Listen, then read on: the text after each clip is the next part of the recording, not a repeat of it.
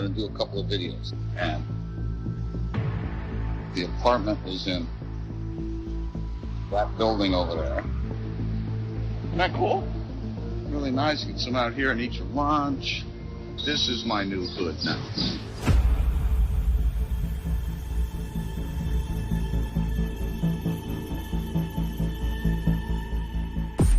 And you come in to the kitchen, and the kitchen is good sized kitchen. You got a bench here.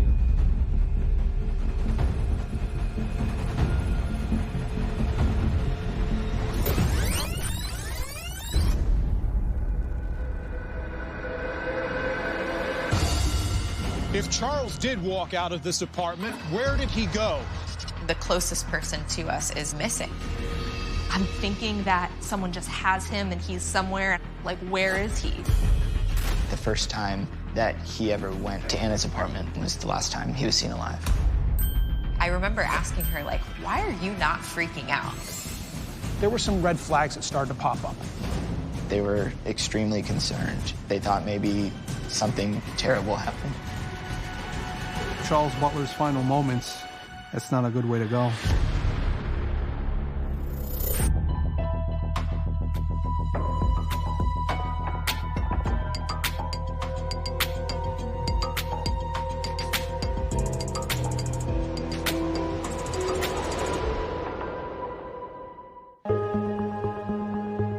Autumn 2012.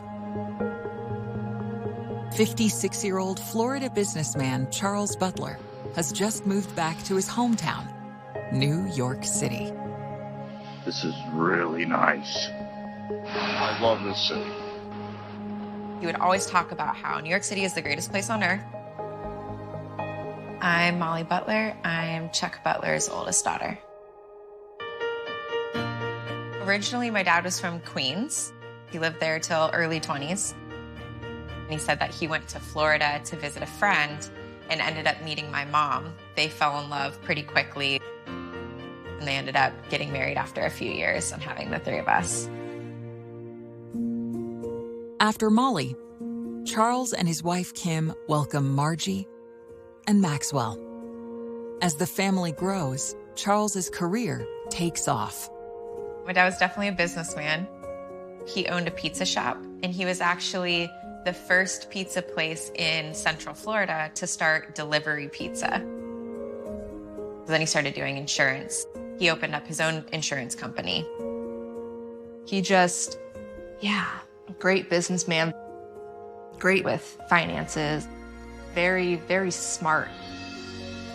I'm Margie Bolton, and I'm Chuck Butler's middle daughter. We're in love with architecture in New York City. His heart was always back in New York. He was always a city boy through and through, for sure. While Charles's business is growing, in 1997, his personal life is upended when he and his wife Kim decide to divorce. And then they just separated. Like, they literally got together to have us 3 kids. Like, they just weren't really meant to be together. We would visit my dad on Wednesday nights and every other weekend. He would always try to just make the time that we had the best that it could be. He always made everything fun.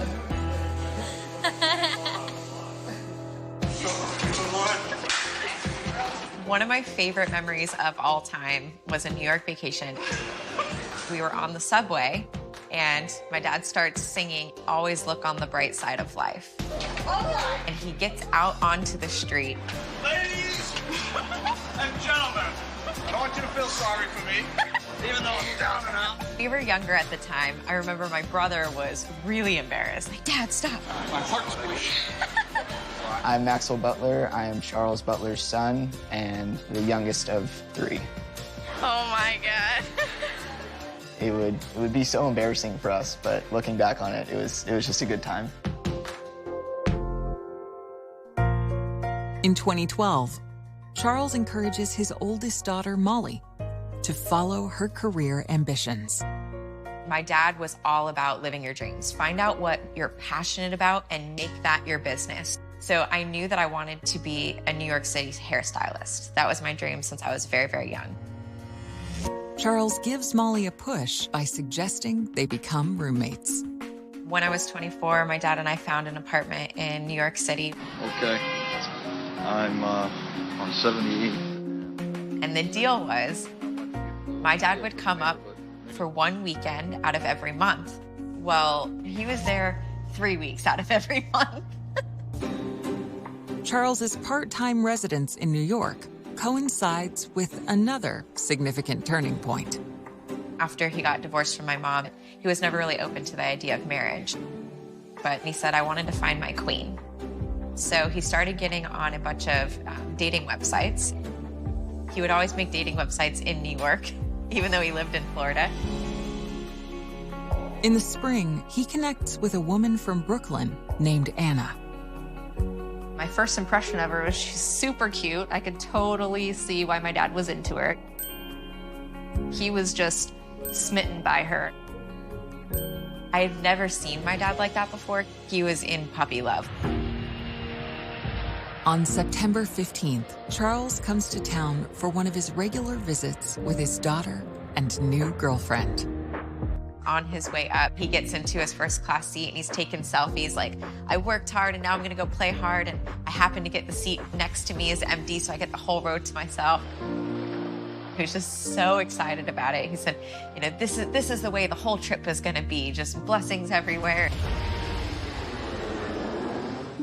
Charles makes plans to spend Monday night with just Molly.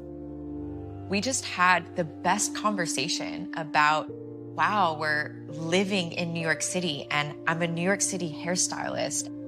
And I was in a very, loving, healthy relationship, and he was in a loving, healthy relationship. We were just reflecting on all of it. I didn't know at the time it was going to be my last conversation with him, but looking back on it, it was literally the most perfect conversation we could have had. It was just awesome.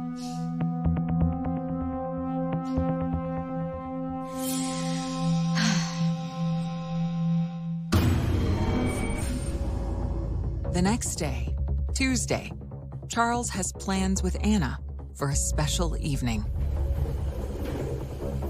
Tuesday, he had messaged me and he said, hey, I'm actually going to go out to Anna's house tonight. We're going to watch a movie. I'm going to sleep out there. She lived in Brighton Beach, Brooklyn. So this was a big deal that he was going to her house for the very first time. That night, Charles fills Molly in on the date.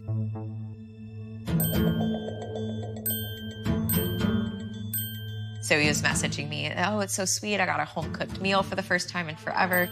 We're having a good time.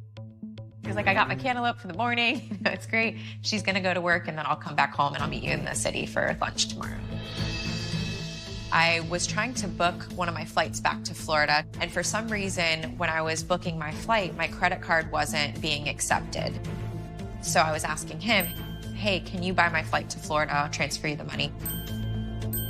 He said, yeah, absolutely. Remind me in the morning.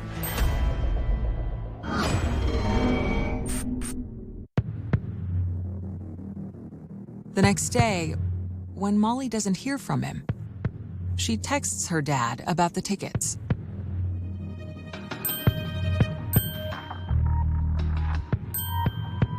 And he told me, I'm sorry, I wasn't feeling good. I had a party. And he called me Honey, which my dad had many nicknames for me, and Honey was never one of them.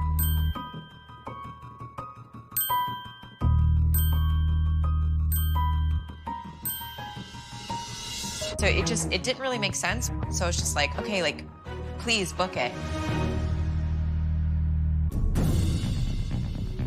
When I left work that day, I went home and my dad wasn't home. And I was trying to call him over and over and over, and his phone was dead.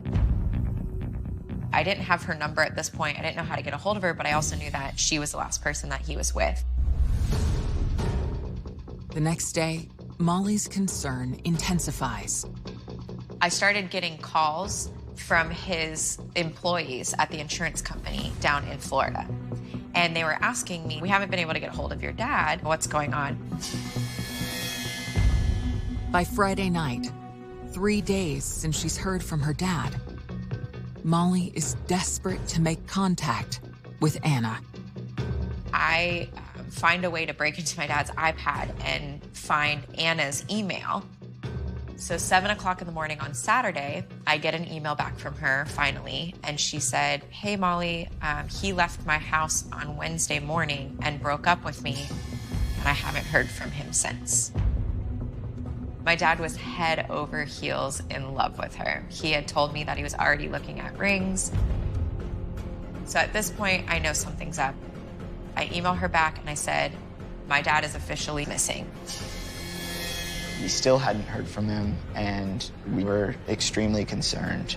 It was just as if he just vanished. Investigators zero in on Charles's final moments. That was the last footage that we had of Charles. He just vanished the next day. And the focus falls on a seemingly friendly face. Have you had the locks changed since this? Since that, no. But we didn't know what the role was that she played. That's when I really, really got suspicious.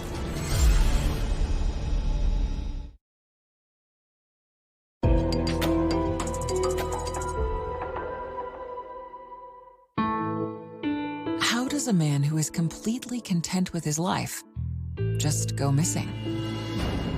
The only thing Charles Butler's family knows is that he went on a date with his new girlfriend, Anna, and then abruptly ended their relationship. I'm talking to her and I say, what happened? What was going on? She says, "We had dinner on Tuesday night. Everything was great. He spent the night. On Wednesday, I went to work." According to Anna, that morning, Charles stayed in bed in her apartment. She said that in the morning we were texting each other, and then by the afternoon I was getting texts from him. And then he just broke up with me for no reason. And I said, "Oh, can I see the text messages?" And she goes, "No, I deleted all of them already." And I was like, "Wait, what? Why did you delete the text?" And she said, "Well, because he broke up with me and I was heartbroken and I didn't want anything to remember him by, so I deleted all the texts." I remember asking her, "Why are you not freaking out?" It just felt like she was so disconnected from it, and it just felt weird. I could feel something was off, and I couldn't figure out what it was. And I said, "I'm gonna call the cops. We need to find my dad." 2 cops showed up. They basically just start taking the information. And I'm telling them every detail that I can give him. His phone was dead for 3 days. I show them the text messages. He was spelling things weird. Certain people will say lowercase OK, and that's how my dad would say it. But this was capital O, period, capital K, period. So just the way that he was texting was weird. It was very obvious that it wasn't him. I am Christopher Heath. I'm the investigative reporter at WFTV Channel 9 in Orlando, Florida.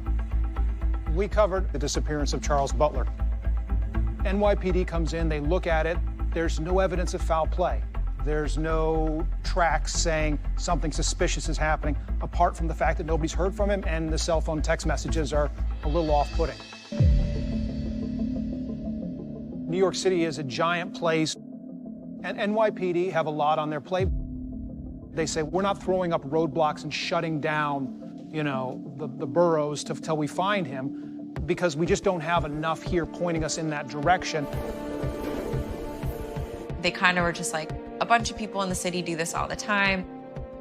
He's probably just hanging out at the beach, trying to just get away from his life.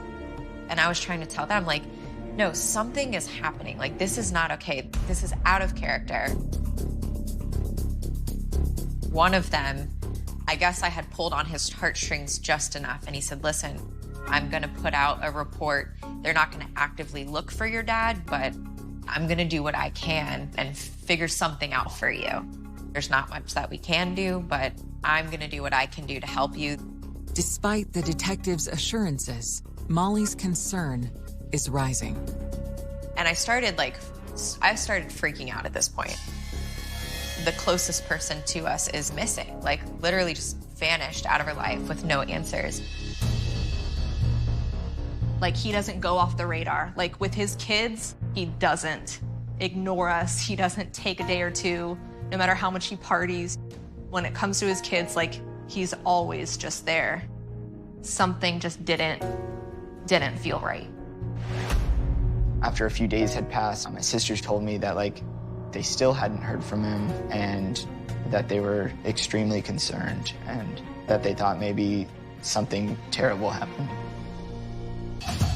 Feeling like they have hit a dead end, the Butler children resolve to take matters into their own hands. We decided that we were going to have to go the route of a private investigator at this point. I'm Keith Freeman. I'm a private investigator. I had just come back to Florida from a trip to Central America. I was on my way home when I got the call. I literally turned my car around and booked a flight and went straight up to New York that night. 5 days have passed since anyone has heard from Charles. Freeman begins downloading with Molly. And I'm telling him all the details. He's like, wow, you know, you did a lot of the legwork for me. Thank you. One of the first things that he had said to me, like, no more contact with Anna whatsoever. Freeman then digs into the police theory that Charles may have willfully disappeared. The first step is we check to determine whether Charles had booked a flight through his office, to check his billing records on his credit cards, and found nothing to corroborate the fact that he had made any additional travel plans. There was no activity anywhere whatsoever. We had all kept trying to call his phone. It was off. We couldn't get through. With no evidence to support that Charles left on his own accord, Freeman sets out to find him. The first step is to get as close to where Charles was in his last known location. I was planning to go straight to his girlfriend Anna's house, which is where he was last seen and where the children last believed he was. When our dad went missing, the last that we had heard was that he was with Anna, so suspicions definitely arose. The first time that he ever went back to her apartment was the last time he was seen alive.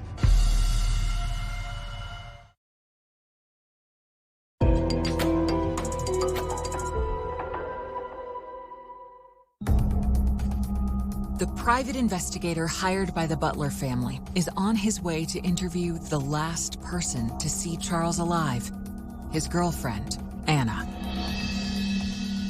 We went straight to Anna's apartment.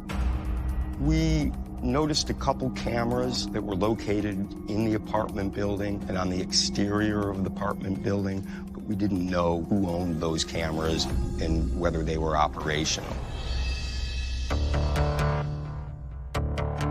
Anna appeared to be worried about what had happened to Charles, so she was more than happy to talk to us. She described the night that she spent with Charles as perfect. According to Anna, they were in love. So she was extremely concerned about what had happened to him and where he might have gone. No reason to think at that time that there was anything untoward. But while interacting with Anna, something catches Freeman's eye. When I entered the apartment, one of the first things I noticed in the hallway on a shelf was a man's watch. It didn't appear to be Charles Butler's watch. Keith is struck by how flashy the watch is, which doesn't seem to fit Charles's laid-back style. Keith kept me updated through the whole process, and he had asked her, and she said that it was her ex's watch. Anna's ex is a 46-year-old Russian immigrant named Mikhail Chernayev. I asked Anna about her ex-husband. They shared a child together, but they had been divorced for a long time, and Mikhail had been remarried, had another baby. Mikhail had 3 vehicles that he parked in the courtyard behind Anna's residence. So they still maintained enough of a relationship for him to be able to access the parking spaces and use them for his work and his personal cars. After visiting Anna, Freeman reaches out to the NYPD detectives that offered Molly help. They inform him that they, too, have visited Anna's building. They've discovered that the security cameras there were installed by a resident, and they are working to identify the owner and secure the footage. Keith kept kind of running into these things where he didn't have access to stuff only the cops did. And since he wasn't a cop, he wasn't able to do some of the stuff. So we kind of had this like stop and go. Then Molly gets a call from a friend of her father's in Florida. She told me that a month before he went missing, Anna's ex-husband called my dad from Anna's phone and basically said, "She's my woman, stay away from her." It was just the one threatening call, and nobody really knew about it. Based upon the fact that Charles had received what he believed was a threatening phone call from Anna's ex-husband, I was definitely suspicious that Mikhail was involved in Chuck's disappearance. It's now 2 weeks since the Butlers have heard from their father, and the weight of the investigation is taking a toll. I've heard people describe anxiety attacks, but I had never suffered from one up until this point. And it would just take me out. Like I would get like tunnel vision, I would hyperventilate, I'd be on my knees like crying. It was just literally like survival mode. The way I coped was with alcohol, and I completely numbed out. And had I not met my now husband after my dad went missing, like I truly believe I would be dead today. Then, on October 4th, 16 days after Charles went missing, the NYPD gains access to the footage from Anna's building and share the material with Freeman. Does this footage contain clues about Charles Butler's final moments? There was video footage of Charles and Anna entering the front entrance of the apartment complex at about 7:30 on a Tuesday evening. They went shopping, came back, couple just entering the building normally. At about 7:30 a.m. the following morning, they spot something else. We have video evidence of Anna on her cell phone outside the residence, and she finally had to go into work. Freeman continues watching the footage from the rest of the day. There is no video of Chuck ever leaving the apartment building after Charles and Anna had last entered her apartment. That was the last footage that we had of Charles. We know he walked into her apartment. We know he is not seen walking out. What happened? He just vanished the next day. The footage does, however, reveal a potential clue.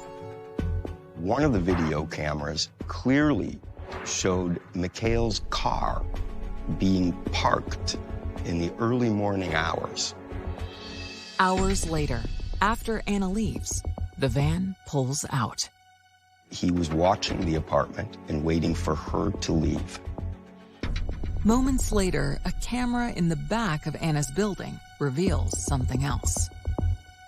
The video also captured Mikhail himself coming and going in the courtyard behind Anna's residence. We were able to see his work van leaving and returning on 2 occasions that morning. While footage from behind the building is obscured, Mikhail's movements in the courtyard, combined with the fact that Charles never walked out the front door, lead investigators to a startling conclusion. NYPD believed that Charles had met with foul play and that Mikhail assaulted Charles. And the last time that he left in that van, Charles' body was in the van.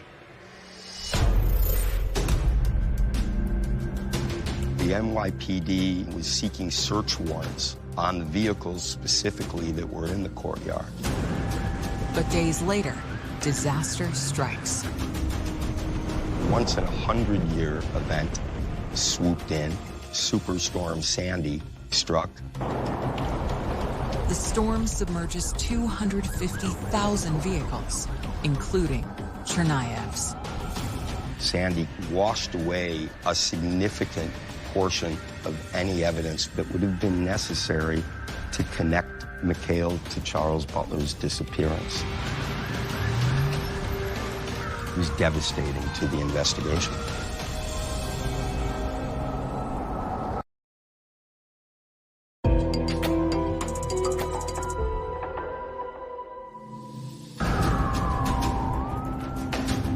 When potential evidence linking Mikhail Chernayev to the murder of Charles Butler is destroyed in Superstorm Sandy, it's a crushing blow to the investigation. Superstorm Sandy was devastating to New York and the people in New York. Makes it really challenging for the NYPD to be able to follow up on anything. They were at a standstill on the case for several months. 5 months into the investigation, Freeman knows the likelihood that Charles is alive is slim. The words that Keith had used, it's like, your dad's not coming back. Like, he's officially, like, gone. I still can't tell you any answers, but we do know that he's gone. In my teenage years, my dad and I would just kind of butt heads, I think. Like, we didn't always have the best relationship. I remember the last trip he made me get out of the car and give him a hug, which was very unusual because we didn't do that a lot. But we hugged and told each other we loved each other, and that was the last time I saw him.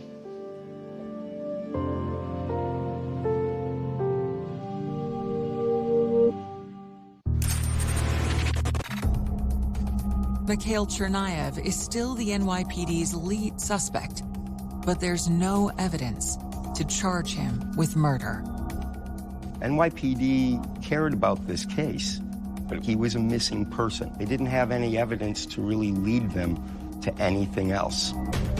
There's not the physical evidence. There's not a pool of blood somewhere. There's no body. In the face of a stalled investigation, Keith Freeman pitches an idea to the Butler children. We decided to talk to the media in hopes of gaining additional information about what had happened to Charles. The private investigator had gone, I think, as far as he could and asked if we'd be willing to take a look at this case. If Charles did walk out of this apartment, where did he go? He didn't have a car in New York City. He would have either had to take a taxi or public transportation. Where the trail for us goes cold is once he arrives at Anna's apartment. We needed to go see some of these places. We needed to try and get an interview with Anna since she was the last one to see him alive. She decides, yeah, she'd like to talk to us. Let's see if she'll shine some light on these last couple of hours. And we loved each other, and we wanted to spend our life together. Charles and Anna went to her apartment. The next morning, Anna says she gave Charles a key to the apartment and left for work. That would be the last time she or anyone else who knew Charles Butler would see him alive. I gave him the key. He closed upper lock. So it means that he left. Have you had the locks changed since this? Since that, no. Why not get your locks changed? But she hadn't. It hadn't even crossed her mind. Later on in the interview, I asked about when she got back, had he made the bed? And she couldn't remember. And just some of her reactions were, to me, there were some red flags that started to pop up. We knew Mikhail was a character within this larger story. When I asked about Mikhail, she seemed to dismiss the idea that Mikhail was somehow involved. She said, he's not behind this. As Christopher Heath is reporting his story, another news organization reveals surprising information about Anna and Mikhail. we found out that she basically started dating her ex again. That's when I really, really got suspicious. We didn't think that maybe she was involved in what happened, but she might have been involved in protecting Mikhail from getting caught. Christopher Heath's report airs in late February of 2013. The next day, we had a different response from the NYPD. We had the involvement of the state police. We had the involvement of senior detectives in Brooklyn and Manhattan. With intrigue swirling around Anna, the NYPD turns to a specialist. I'm Konstantin Papadopoulos, a detective with the New York City Police Department, assigned to investigate the Charles Butler missing persons case. We really wanted to know, was Anna involved in any way of Mr. Butler's disappearance, or if she had prior knowledge of it or any of that. We wanted Anna polygraphed.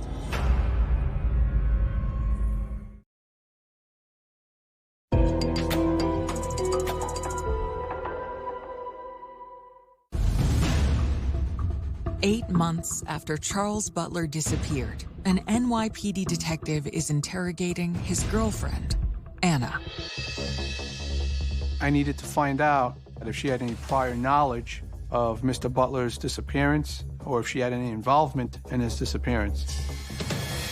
So when I spoke to Anna, her demeanor was very cooperative. Anna told me she wanted to find out what happened to him as well. I asked about her ex-husband, Mikhail. She met Mikhail in Russia. They also have a son in common, but they did have their differences. According to Anna, he was a very jealous person, questioned her a lot about different things, even though they were not together. He was still jealous. During my course of the interview with Anna, she didn't believe Mikhail had something to do with his disappearance, but you don't know what's going on in someone's head, you know?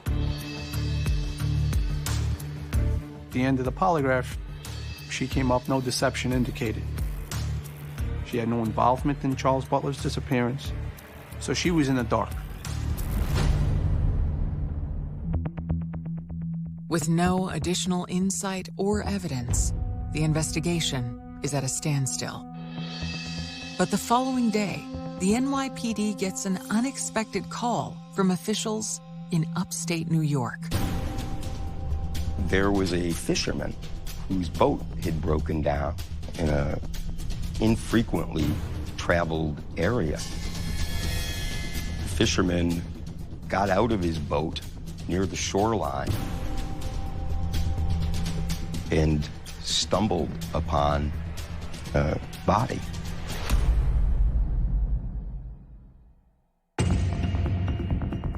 When the body was found upstate New York, that DNA was matched with the DNA that the case detective submitted. Then they could ultimately say, yes, this is Charles Butler that was found by the lost fisherman. After 8 months, Charles Butler has been found.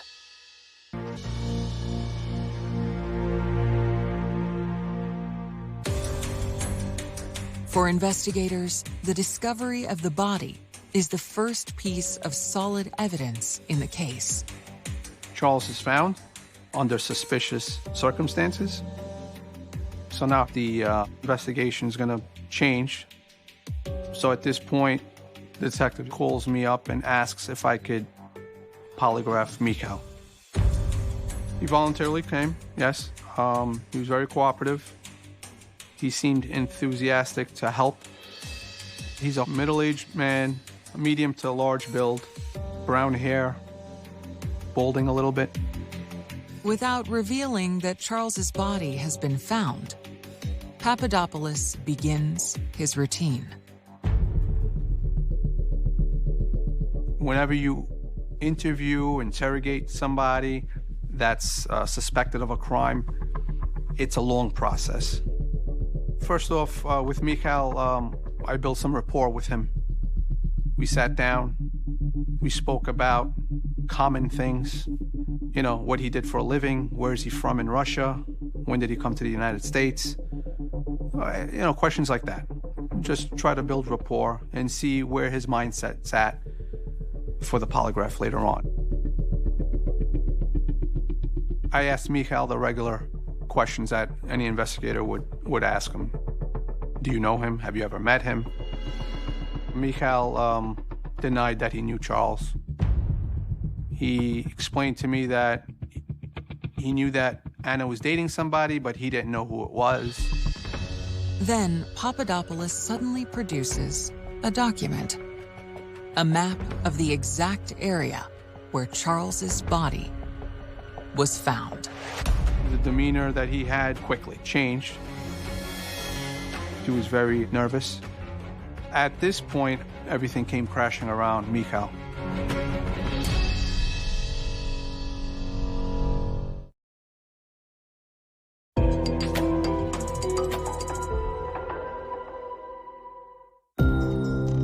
When confronted with a map of the location where Charles Butler's body was discovered, lead suspect Mikhail Chernayev begins changing his story.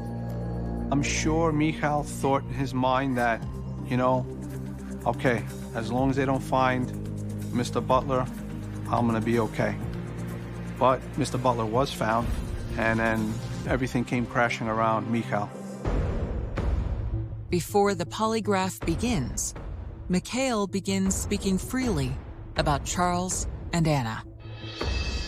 Upon questioning by the NYPD, he confessed that he was in love with Anna, and he was jealous over anybody having a relationship with her, that in his mind, he went to the apartment to confront Charles about the relationship.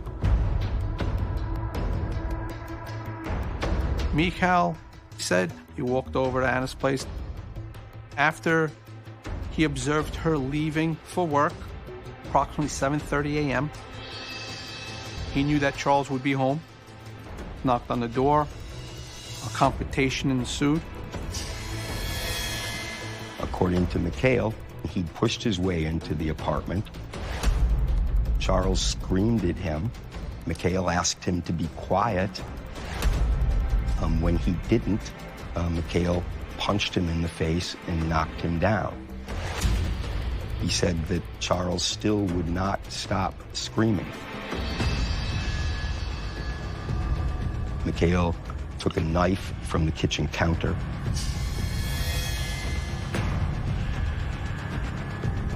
stabbed Charles, and suffocated him.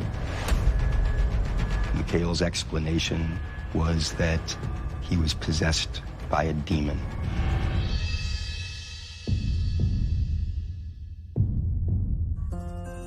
We never got to the polygraph examination because during the pretest interview, Mikhail confessed to Mr. Butler's demise.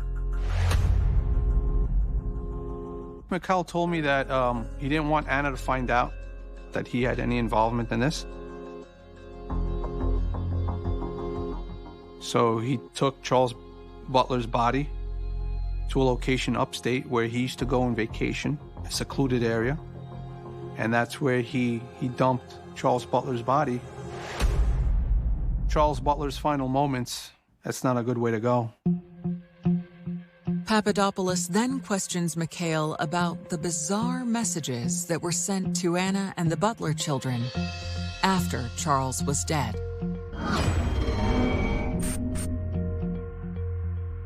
Charles Butler's cell phone had a lock feature on it. So I asked Mikhail, I go, how did you use Mr. Butler's cell phone? Because you were texting people. Mikhail clearly said it was easy. I just took the SIM card out and put it in my phone, and I was able to use the phone. So I asked him, well, why did you do this to Mikhail? And he said to trick everybody. Mikhail is arrested for the murder of Charles Butler. The following day, investigators go in search of additional evidence to bolster their case. The NYPD fluoroceled looking for blood samples and were able to find a very small drop of blood in the kitchen that matched Charles Butler.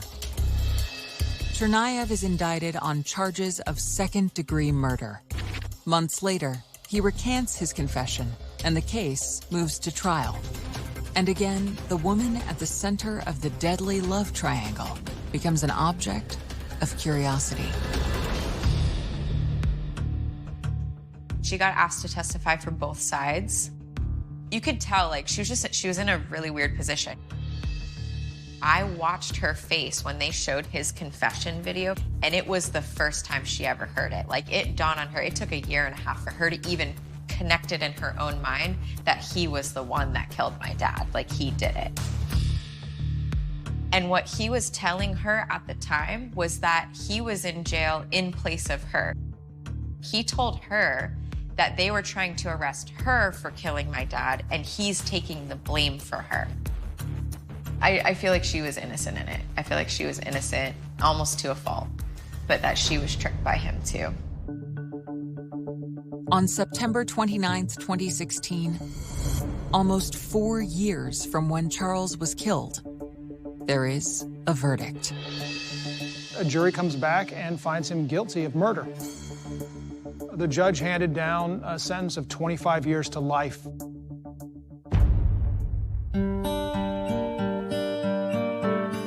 With the trials behind us, I felt like we were finally able to create our own closure, if you will.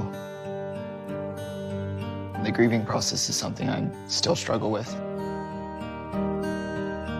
I'm grateful for the time that we did have together because he raised me to be the man I am today. Monday night, we had that really awesome conversation. I think that trip, he was the most excited I had ever seen.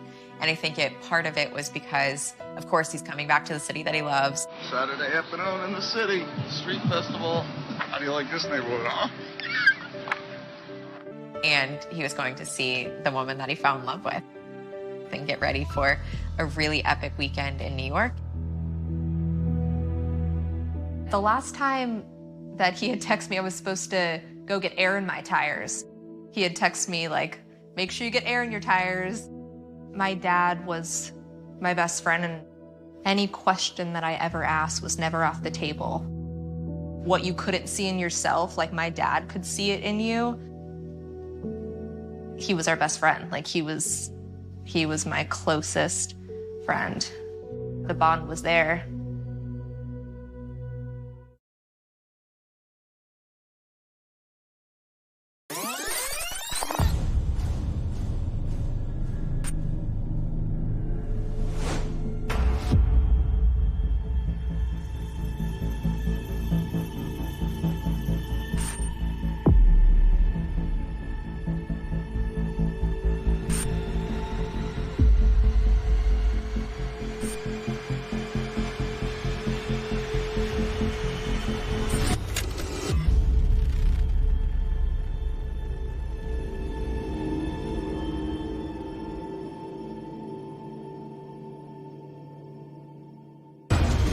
In case y'all didn't know, it's Black Girl Sunday.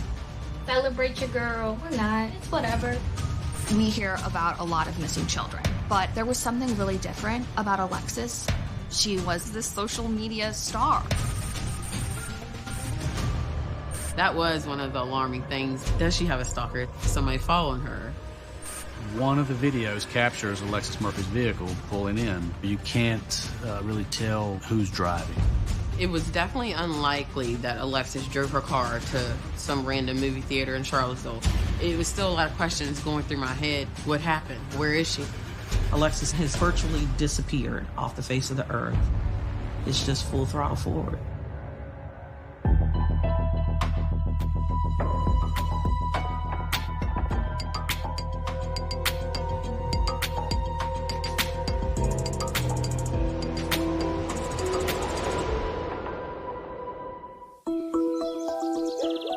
It's August 2013.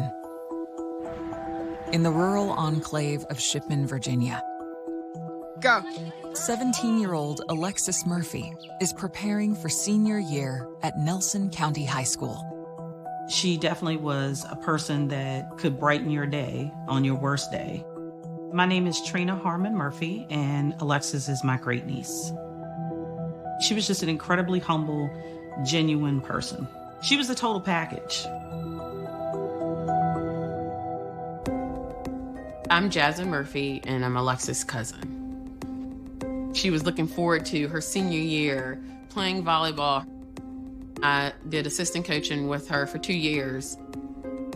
Seeing her play and playing against her at the open gyms, she had definitely developed and grown as a player. Hey, where my Pacers fans at? Oh, I was serious. None? None at all.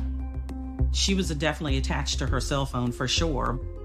If the battery was dying, she would plug in multiple extension cords so that she could still move about the house and take the phone with her. Okay, my life is pretty much complete right now. Whoever invented this, thank you so much.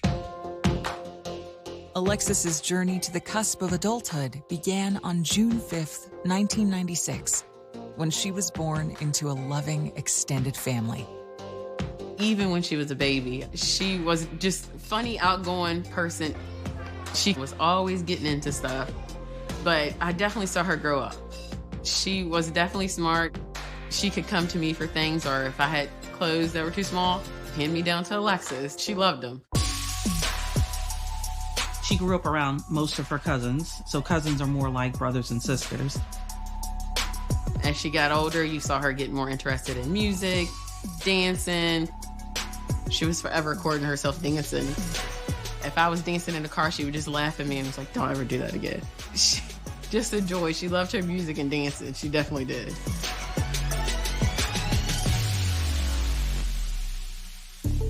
Alexis and her friends spend their free time at a local destination, Liberty Gas Station. The gas station that has the McDonald's connected to it was definitely like the teenage hangout spot. Alexis went to that gas station every single day. It's a rural county, you know, the gas station is just kind of where kids hang out. Alexis's social world, however, extends far beyond Shipman, Virginia. My name is Katie Love, and I was an investigative reporter covering the Alexis Murphy case. In 2013, we're just starting to understand the power of Twitter, and Alexis got it right away. You knew what she was up to because she would tweet it. In case y'all didn't know, it's Black Girl Sunday. Celebrate your girl. Or not, it's whatever.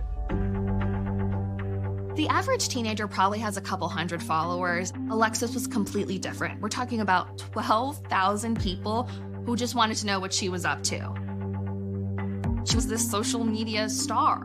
Gotta go feed the dogs. Don't nobody feel like doing that. Bring your ass here. I haven't even named whatever. We would joke about it, and she's like, I don't even know how they're following me. I'm like, well, they obviously like what they see or what you... Little did she know, that was the last time that Jasmine would ever see Alexis.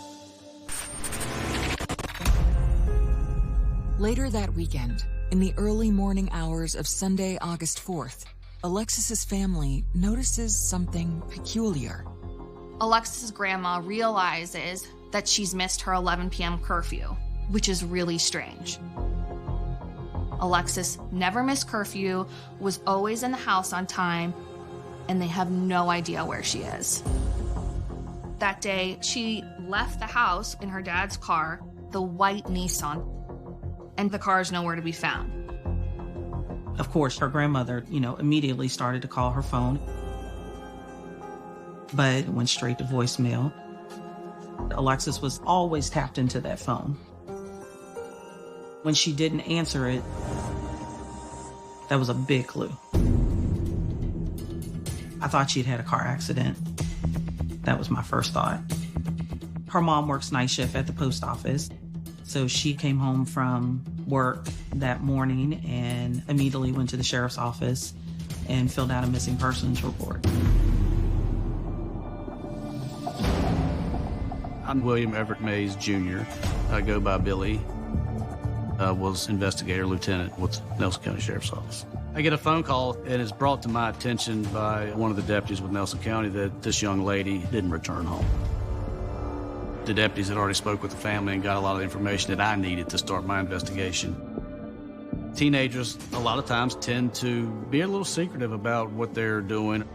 We have to take into account that maybe she is with someone that she doesn't want you to know about, or she's went somewhere that she doesn't want you to know. As Lieutenant Mays gets up to speed on the case, he's alarmed by Alexis's large Twitter following. She had a lot of followers on social media, but with that, there's the downside. It's just a breeding ground for predators. But just in a matter of hours, I had a huge resource available. We had social media experts from the FBI that were devoted solely to that. That was critical in this case. I remember coming through her social media and seeing some of the things people would post, like, oh, I would like to meet you, or you may see me sooner than you think. That was one of the alarming things. Does she have a stalker? Is somebody following her? As investigators dig through the large digital trove, they spot one tweet that points to her plans for early Saturday evening. As she was posted throughout the day, one of those said she was Berg-bound, which means she was headed to Lynchburg, which is a city just south of Lovingston. Her family explains to investigators the enthusiasm behind the 6:04 p.m. post. She had an appointment for her senior pictures the following week, and she loved hair and makeup. So her plans that day were to go to Lynchburg and buy hair to do her hair extensions for her senior pictures. Her mom gave her the lecture on not spending too much money on hair, and she told them she loved them and got in her car and drove away. That was her very last tweet. Police reach out to the Lynchburg store she was headed to, but shopkeepers say she never arrived. Whether or not she ever set foot in the city is a mystery. The million-dollar question is why? Why she deviated from that plan, and was that voluntary? To track her movements, Mays subpoenas Alexis's cell records. But while he waits for the results, late that afternoon, Trina devises a plan to find her using an app called Find My Phone. Oak Ridge Estates was the last location that the Find Me app on her phone actually provided. It's a vast piece of property. It's several thousand acres. So a lot of resources from the sheriff's office and the state police are focused on that area. There was a huge gathering of people. There was tons and tons of people willing to help. By 6:30, there was a state trooper helicopter in the air looking for her car. By 7:15, the first FBI agent was on the scene. You're on a pendulum between hope and despair. A suspect on the road to Lynchburg. It almost made you afraid to even be out at night alone. And clues from Alexis's final moments lead police to the end of a dirt road. It looks like something out of a horror movie.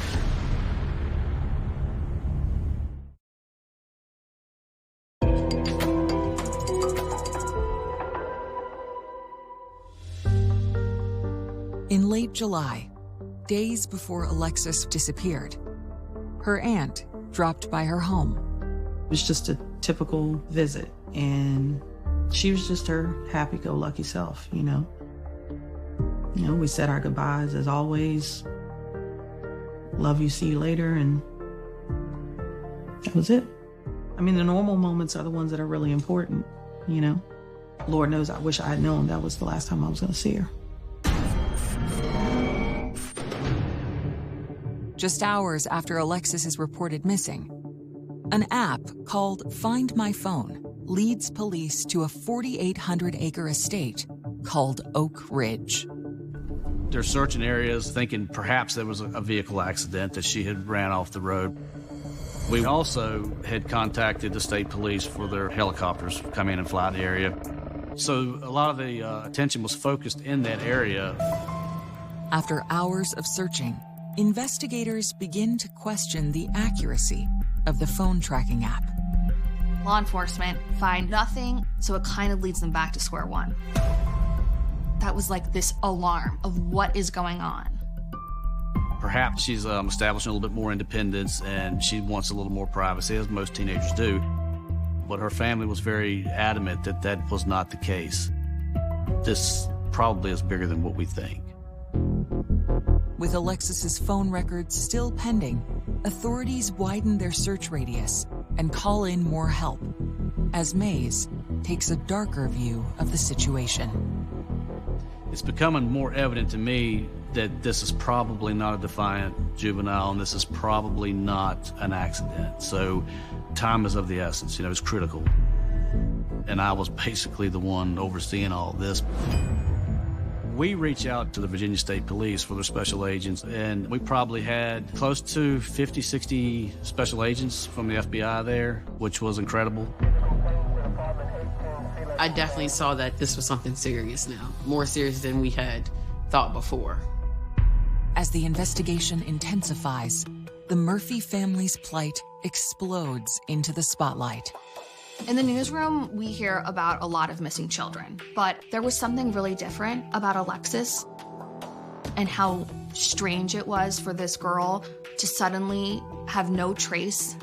Family members say 17-year-old Alexis Murphy is a good girl, star volleyball player at Nelson County High School, a devoted daughter who always answers her phone and text. She became everybody's daughter, everybody's niece, everybody's granddaughter.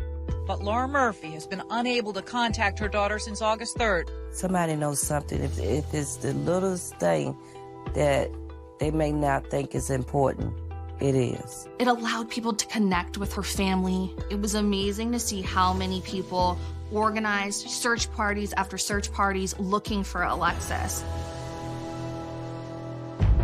My name is Mark Egeman. I work for the Virginia Department of Emergency Management as a search and rescue coordinator.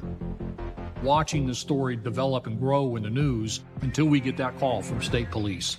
And then that's when we become involved and it becomes an active mission for us.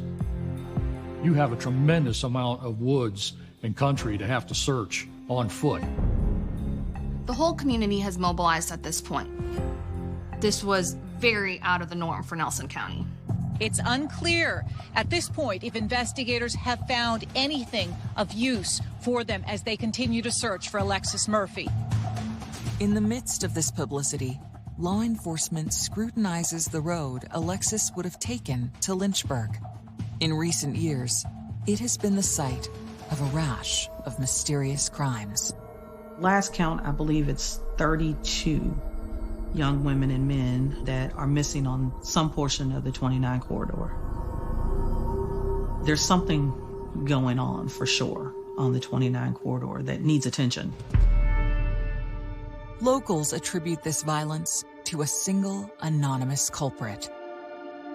When I first started working for Nelson County Sheriff's Office, I had heard about the 29 stalker.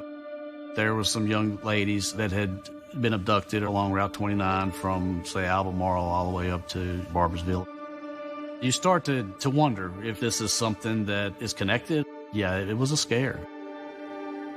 It almost made you afraid to even be out at night alone. It was definitely one of those things you kind of opened your eyes even more. But soon, on Monday, August 5th, 2 days after she vanished, Mays receives some crucial documents: Alexis's cell phone records. We started looking at the cell phone information and the cell phone records, and were able to determine that Oak Ridge that we didn't need to be there. The phone was pinging somewhere else. One of those hits indicated she was in the Liberty gas station. That's where the focus went at that point. We were able to go and pull that video surveillance of Alexis being there. Could this footage be the key to finding Alexis? She was there, and she was there alone. So we were trying to connect all those dots and put those pieces of the puzzle together. That's the last known ping on her cell phone. We knew that this was probably the last known place that she was when she went missing.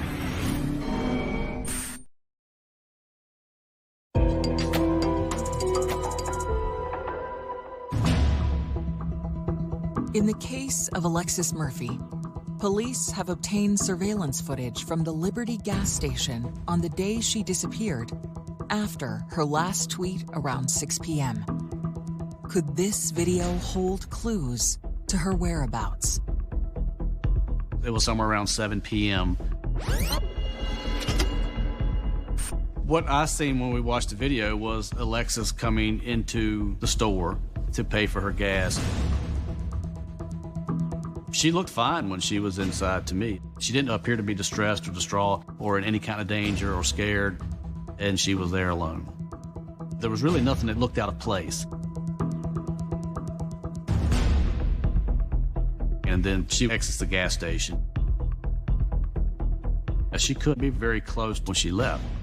It was somewhere around 7 p.m., and I believe it was 7:17 p.m. It was the last activity on her phone. So we have roughly a 17-minute window there that we're trying to figure out what happened. We were starting to canvass the area, the perimeter around the Liberty gas station, talking to every resident there. We're looking for this young lady and her phone. There is a car lot directly across Route 29. We were searching that area and searching trunks of cars just because we didn't know. Law enforcement finds no sign of Alexis or her car or phone. But on August 6th, 3 days after she went missing, a tipster contacts police about a major discovery in Charlottesville. Tuesday evening, someone just who had watched the news and had heard about Alexis Murphy's disappearance had noticed this vehicle sitting there and called us. Said, hey, this car is here in Charlottesville. So, of course, we drop everything. We haul freight to Charlottesville. It was Alexis Murphy's car. I wasn't expecting it to be found in Charlottesville. Wasn't close to Nelson County. The city of Charlottesville lies about 40 miles north of Alexis's hometown of Shipman and 70 miles north of Lynchburg. It was the Carmichael Cinema area. Then, of course, the media is there before I get there. And it's a circus. It's ridiculous. It made it very difficult for us to get in there to do what we needed to do. It was leaked on social media that the car was found before the police ever had the opportunity to call and tell us. It was definitely unlikely that Alexis drove her car to some random movie theater in Charlottesville. If she said she was going to the Berg, then that's where she was going, to Lynchburg. It's odd to end up the opposite direction in which you said you were going. But when I got the news that they had found her car, I wanted something. Some kind of answer to, besides, okay, they found her car. Is she in there? Or what's in the trunk? My biggest fear was when we popped the trunk, Alexis was going to be in the trunk. And when we do open the trunk, she isn't. Which, it was a relief, but at the same time, it's like, where is she? And her phone is not there. So you go from, yay, she might still be alive, to, okay, where do we go from here? This is a big piece of the puzzle, but Alexis has virtually disappeared off the face of the earth. You can't find their phone. It's just full throttle forward. Determined to figure out how the car got there, Mays obtained surveillance footage from surrounding businesses. There's hundreds and hundreds and hundreds of hours of CCTV that we're going through. And luckily, one of the videos captures Alexis Murphy's vehicle pulling in on Sunday night at around, I believe it was around 10 o'clock. It's a real grainy video. You can't really tell who's driving. You can just tell that there is a figure that gets out of it. And the subject walks out of frame. It was a creepy scene. Could this mysterious figure be Alexis? Despite her bold personality, her family thinks otherwise. She was definitely scared of the dark, so her to walk off in the dark without a light, no, was definitely unlikely to be Alexis. While the individual does not appear to be Alexis, their identity is unknown. You can't identify if it's a man, a woman, age, anything. It's not Alexis driving the car, but we have no idea who this person was. Search teams are still out there looking for any clues of where Alexis had gone. Desperate to understand the mystery figure's connection to Alexis, investigators re-examined the footage from the gas station. When you look at the video going back, there was an individual that held the door open for her. And there was some it appeared, small talk. There was something really interesting, and they see something they had never seen before. There was a man holding the door for Alexis Murphy. And it looks like on the footage that there's some sort of conversation between Alexis and this unidentified man. So suddenly, there is a new person of interest in the case. So we're starting to wonder if it's the same person in Charlottesville.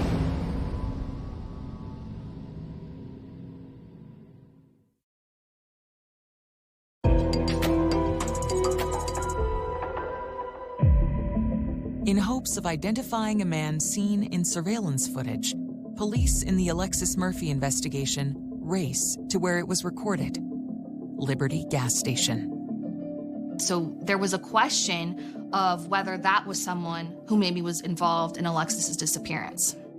The attendants who work there were able to easily say, this is a guy named Randy Taylor. He was not someone who just kind of slid under community radar. This is a distinctive man who has this huge Daffy Duck tattoo on his neck. The gas station attendant knew Randy because he has a car that's very distinctive, this camo truck. Once Lieutenant Mays learns of Taylor's vehicle, he digs deeper into the footage. The cameras, unfortunately, were not all over the parking lot. But there is a camera that's on a portion of the parking lot, and it catches just a tiny piece of Route 29 just a few minutes after Alexis exits the gas station. You see this camouflage vehicle and Alexis Murphy's white cars directly behind it. She was actually going north towards Charlottesville, and now she's following him. The big question is we have no idea why she followed him, which is really strange. What's going on?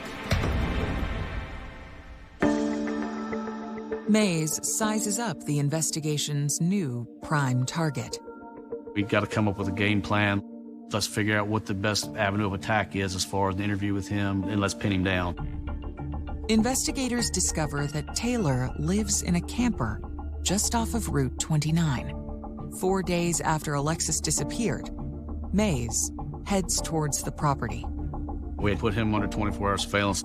I was told by the other agents where this camper was located, but I couldn't find it. The grass was so high around the driveway. It goes into this property. So I finally locate this road. We pull in, and we're basically walking up to this thing.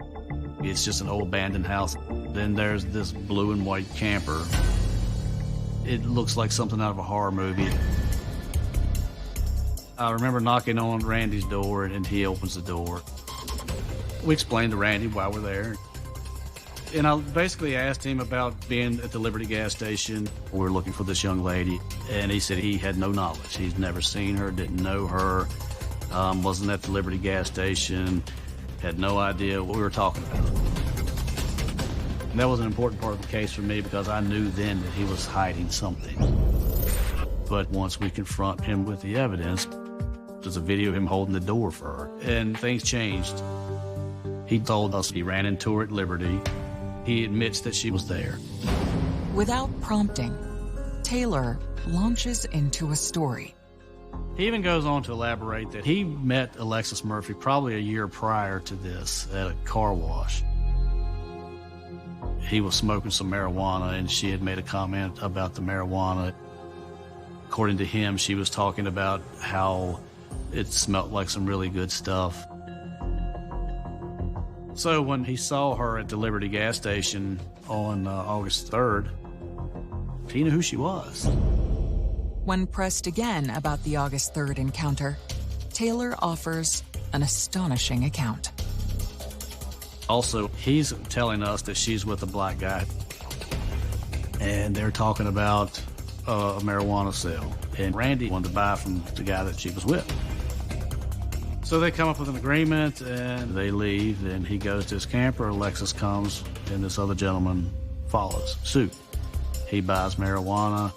They have some small talk, shoot the bull, and they leave together. That's the last he's seen of her. I didn't believe the story, but we could not rule out the possibility of someone else being involved. To validate Taylor's story, Mays files for a warrant to search his trailer. Alexis's social media is also scoured in search of the man in Taylor's description. They got the picture off of some Facebook page or something, but very quickly we're able to identify this guy as Damien. Damien was a resident of Nelson County, but he leaves town shortly after Alexis Murphy is missing and goes to Alabama. That was alarming. That was enough for us to further investigate this.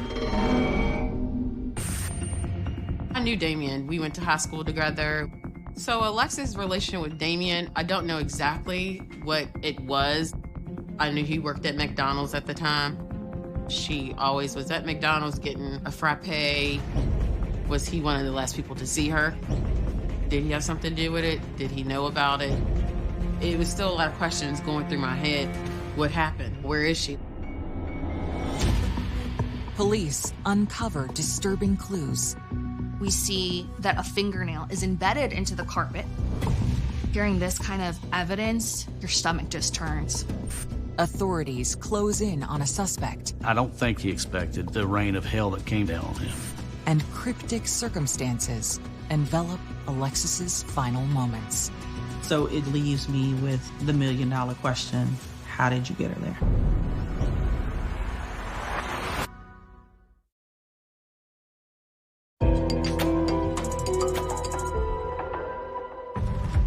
Investigators have learned that a friend of Alexis, who left town after she disappeared, may have been the last person to see her alive. So myself and Special Agent Pittman with the FBI, we flew to Alabama. We made arrangements to meet with Damien and talk to him in further detail about what his involvement may or may not have been. As they sit down to interrogate Damien, Mays asks him about his whereabouts on the weekend Alexis vanished. He was in Nelson County staying in a hotel with his girlfriend. He said he was at the blood bank donating plasma, and this was right around the time that she went missing. But he wasn't anywhere close to where Alexis was in Nelson County. So he wasn't even in the area when she went missing. He said he had no involvement whatsoever. After the interrogation, Mays returns to Virginia and digs into Damien's account of the weekend of August 3rd. We were able to corroborate his timeline and his alibis. There was nothing. There was no dots to connect with Damien. It was just another ploy for Randy to throw the investigation off. After clearing Damien, critical information in the case against Randy Taylor comes through. We were able to secure a search warrant for his camper. We executed that search warrant. We go in, we explain to Randy why we're there, and we pull him out of the camper. The forensic techs go in and start the evidence recovery process. They go to his house, his trashy dump of a camper. It was a bit messy. Inside, they find evidence. We see that a fingernail is embedded into the carpet, but they find a hair extension and then a diamond stud. Hearing this kind of evidence, your stomach just turns. It wasn't something good when I heard that they found all those things there, because those are things that any girl, you're not going to just let that go. It had to be taken from you. Alexis didn't have false nails, things like that. It's not going to just come out easy.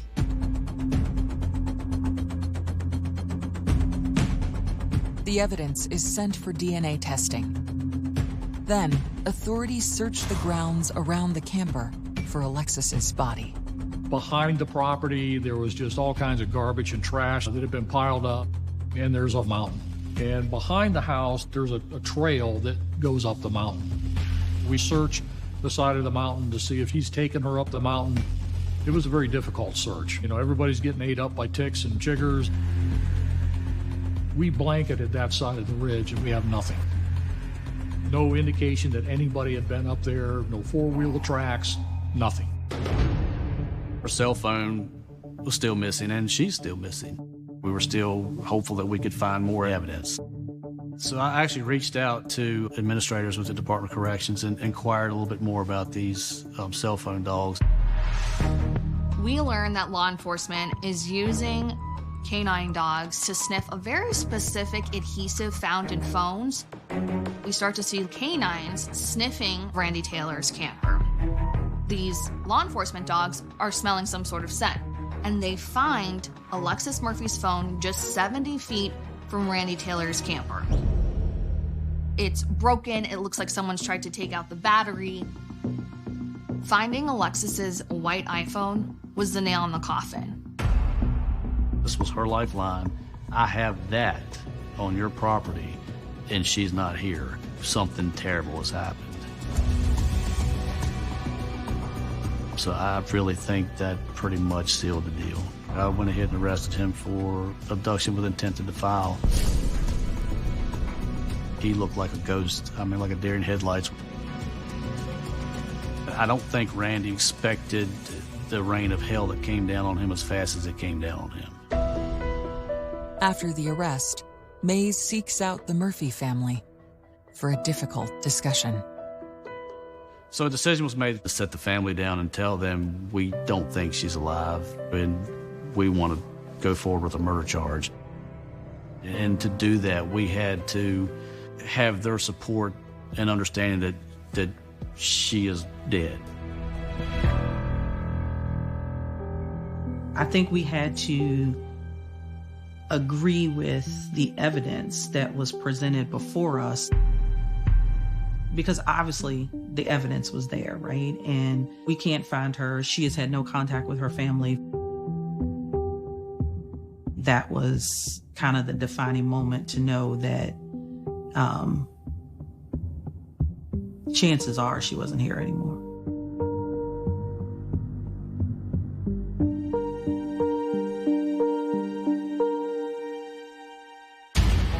As the case heads to trial, police make Randy Taylor an offer. Before the trial, law enforcement offered Randy Taylor a deal, 20 years if you just tell the family where Alexis Murphy's body is. His response, give me 10 and I'll tell you where she is. It's like really unbelievable. Months later, in May 2014, at the Nelson County Courthouse, the first-degree murder trial of Randy Taylor begins. While the prosecution has a wealth of evidence, the lack of a corpse presents a problem. This was an unprecedented case in Virginia. To try someone for murder with no body, it's very hard to prosecute without a body.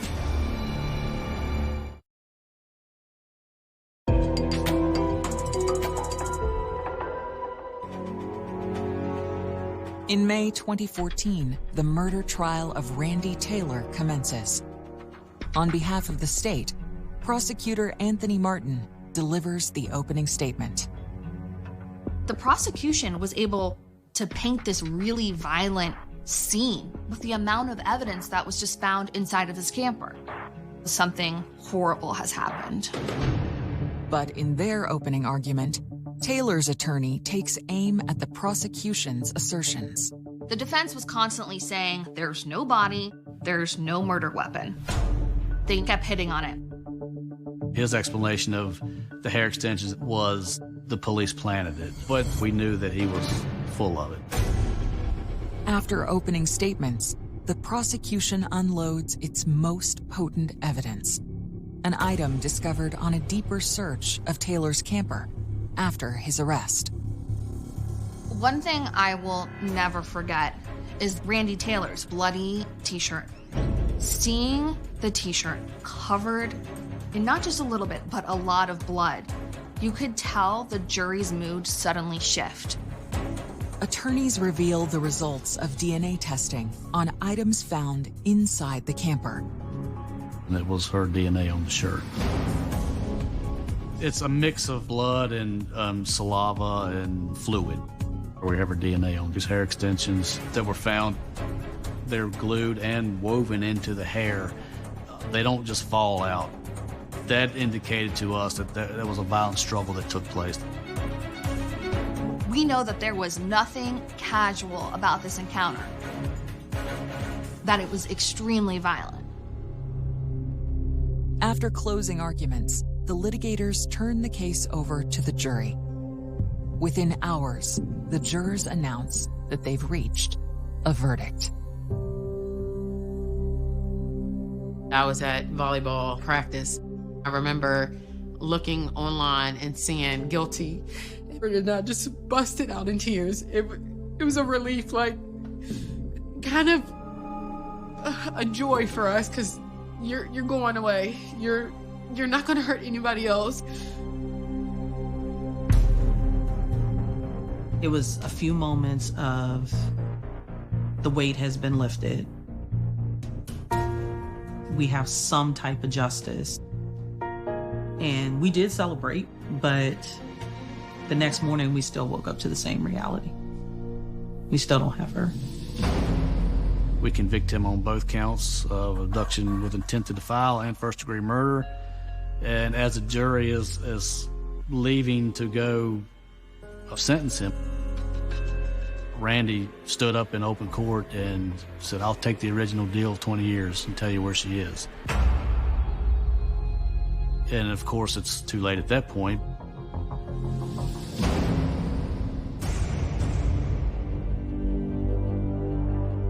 He ended up with 2 consecutive life sentences and is currently at Red Onion spending the rest of his life in prison. So, in the case of Taylor's continued silence, anger and mystery linger over what transpired in Alexis's final moments captured on video. One of the big mysteries of this case is why we see Alexis Murphy's car following Randy Taylor's. We have no idea why she followed him. Somehow he gets this beautiful, talented young girl to follow him to his trashy dump of a camper. I still can't even wrap my mind around it. Billy Mays believes the footage tells the story of a drug deal gone bad. I think Randy had some conversation with her in the parking lot prior to coming into the store about some marijuana that he had. So I really, truly think that she followed Randy back to his camper in the thought of purchasing marijuana. I find it impossible to believe that she would have voluntarily gone anywhere with Randy Taylor. Alexis didn't have to go with Randy Taylor if she really wanted weed. So it leaves me with the million-dollar question: how did you get her there? Despite Taylor's conviction, he refuses to reveal the location of Alexis's remains. I can't go put flowers on my niece's grave. I can't take little pink trinkets, which was her favorite color, to put at her grave. So I will continue to look for her until I'm either not here or she's found. Whether or not Alexis's body is ever found, her family and community will never forget her. I still think about Alexis all the time. Her face is on my refrigerator. I have a t-shirt with her face on it. My daughter, who I now have, will know about Alexis. There was such a bright future ahead for this young lady. I grieve the what ifs the most, you know. Where would she have gone to college? What would she have majored in? Would she have met the love of her life, you know, in school? Would she be married? Would she have kids? It's still unreal because it's like, how can this happen to her? You kind of sit back there and wonder, what if she stayed home that day? What if? It's always that question of what if. And they'll always remember their final moments with Alexis. I remember we had went to the Chinese place to get dinner, and I took her to McDonald's to get a frappe. It's one of the things that I always think about, especially when it comes up the anniversary date of her going missing. The last time I saw Alexis was the weekend before she was abducted. I mean, the normal moments are the ones that are really important. Family gatherings and parties and celebrations and regular moments. You know, we said our goodbyes as always. Love you, see you later, and that was it. Lord knows I wish I had known that was the last time I was going to see her.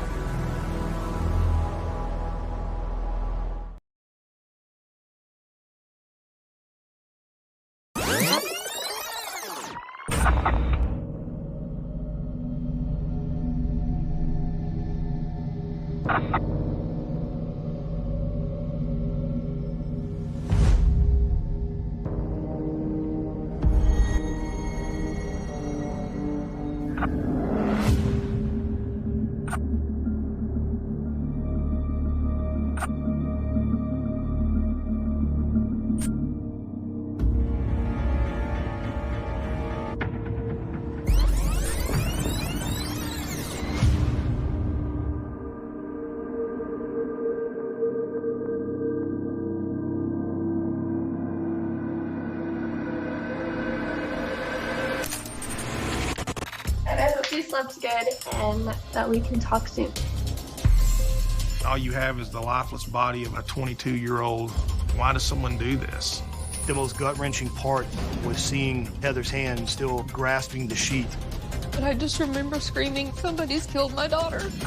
You have to look at these videos and hopefully gain something from it. I think everybody was crushing on Heather. Who do you tell your secrets to? Now you tell your secrets to your cell phone. It was one of the most shocking videos I have ever seen in my career. I was watching the final moments of the life of Heather Nicole Maples.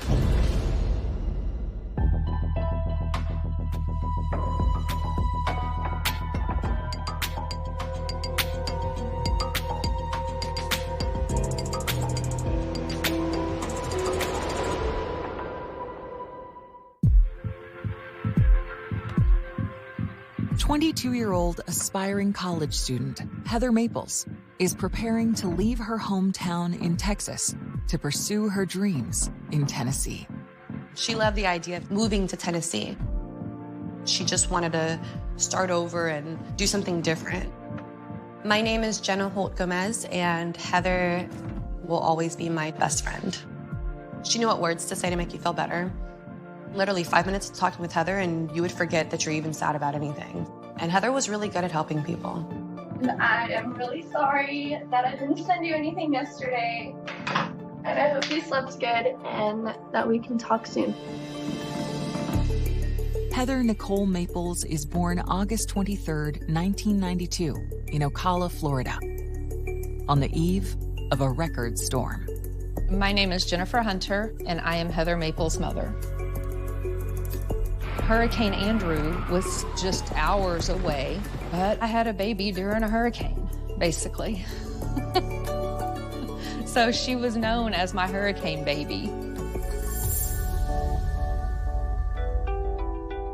I met Heather at my elementary school in Dallas, Texas. I was actually a really shy, quiet, introverted girl. I was afraid to speak to people. Heather just completely brought me out of my shell. We both tried out for cheerleading. We were so excited and so scared, but Heather wasn't afraid of anything, and we made it. In 2004, when Heather is in the 7th grade, her mom gives birth to a second child, Ryan. When he's diagnosed with a developmental disorder, Heather's focus turns to her family. All of Heather's high school years were spent with Ryan, helping Ryan learn how to talk, learn how to walk. She just immersed herself with helping to raise and take care of Ryan. When she's not caring for Ryan, Heather lives the life of a typical teenager. We spent a lot of time talking about boys. We talked a lot about what we wanted to do with our future. Heather had wanted to go to college. She was interested in pursuing a career. She decided that she was going to be a counselor. She had always been that friend. She was that listening ear because she was such a compassionate person. After graduating from high school, a friend of Heather's named Chaz unexpectedly calls and suggests she join him in Tennessee.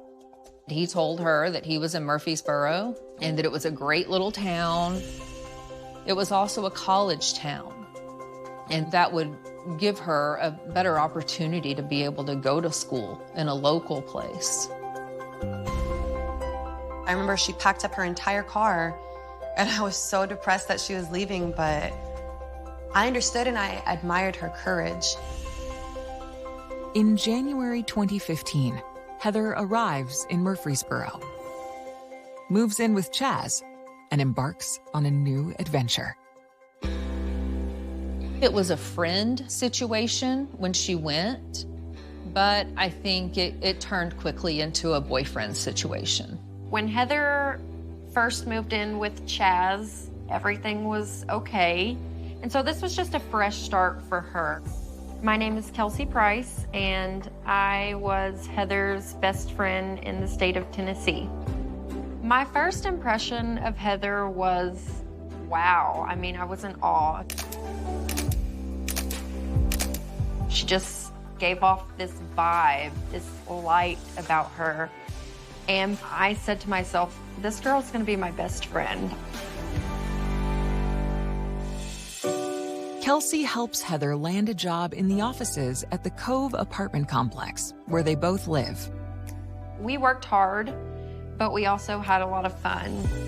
We would go bar hopping, go to the mall, go shopping, get manicures, just the typical girly stuff. While Heather is thriving with work and friends, in April, her relationship with Chaz begins to crumble. Heather and her boyfriend, they split up, and he moved out, and she was able to keep her apartment, so she didn't have to move again. And in early August, she phones her mother with exciting news. She was on the phone with me, and all she kept saying was, "Oh my gosh, Mom, oh my gosh." And I was like, "What?" And she said, "I was accepted to college. I'm going to college." And I was like, "You're doing what?" She was so excited, and I was so happy for her because that was something that she did on her own. It was her proud moment. A week later, Kelsey Price opens the rental office at the Cove apartment complex and notices Heather is late for her shift. She had a tendency to, sleep in. And so there were a lot of mornings where I would have to call her. About 9:15, I'm like, okay, Heather's not here. So I call a couple times, I don't get any answer. I remember her saying, if I don't answer my phone, just come get me. So when I open the door, I see her mattress and I see her laying there. And I'm calling out to her. I'm like, Heather, Heather. I walk over to her and I notice that she has a top on, but nothing else. And I'm like, gosh, she really got on one last night. So I look at her foot, I tap it, I'm like, Heather? And when I tap it, I realize it's dead cold. I slowly start to back out of the apartment. I was like just breathing and thinking like, what the hell is going on? I called 911 and they say, what's your emergency? and I say, I think there's been a homicide here. I'm Detective Sergeant Tommy Massey with the Murfreesboro Police Department. I made my way over to the apartment complex and met with Kelsey Price, who was her friend and also a co-worker of hers. When I arrived on the scene, they'd already established a crime scene, had it roped off. I could see the body of Miss Maples across the bed. Obviously, she was partially nude. You could tell there was some visible trauma to her person. I immediately met with Detective Maples, the first detective from our unit to respond. My name is Detective Larry Maples. I was a detective that assisted on the Heather Maples case. There was clear evidence of a sexual assault with semen, with hair, blood. Her hair was fairly blood-soaked. We were able to note that there was some cast-off blood on the wall behind the mattress. Obviously, she had been struck on the bed, and then whatever object was used to strike her had, delivered blood to the wall. The most gut-wrenching part was seeing Heather's hand still grasping the sheet, where you could tell that she died, and that she died a pretty horrific death. Why does someone do this? As the lead investigator, it's very imperative to gain as much information as quickly as you can, because at that time, we know nothing. All we have is the lifeless body of a 22-year-old girl. Detectives search for clues in Heather's final moments. With a crime of this nature, it was very conceivable that this was going to be a little more on Heather's private life. Friends become suspects. There was no forced entry to the door, so it didn't appear to be a random act. And a window opens to a horrifying world. It was one of the most shocking videos I have ever seen in my career.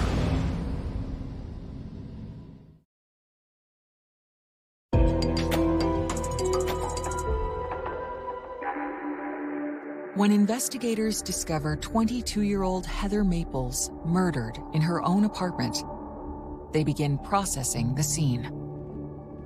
There were several identifiers on Heather's body that were significant to us. There was, semen. There was a presence of hair we believe was not Heather's hair. As forensics begins processing evidence for DNA testing, investigators make another discovery. To the right of Miss Maples, there was a bloody fingerprint at the top of the bed that was pristine. You could not have taken ink and rolled that fingerprint and had a better print. There was nothing consistent with that fingerprint to lead us to believe that it was Heather's, nor was there any conceivable way that her hands would have been placed there.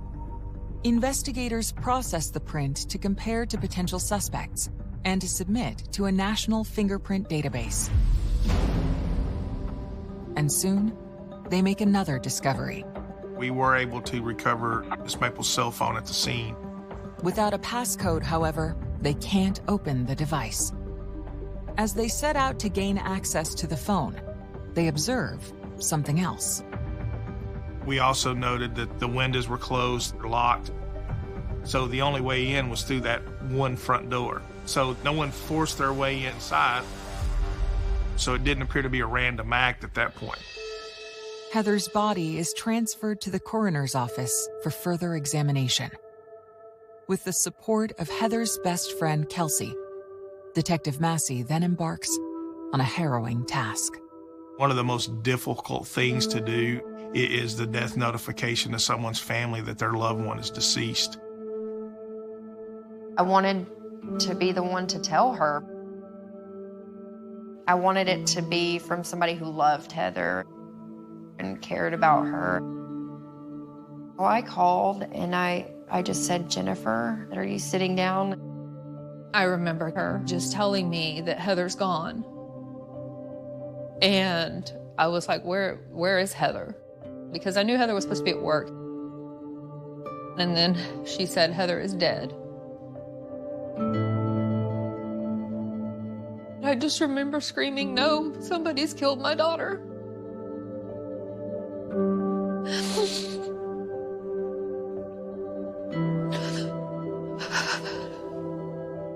But it wasn't real. It didn't seem real.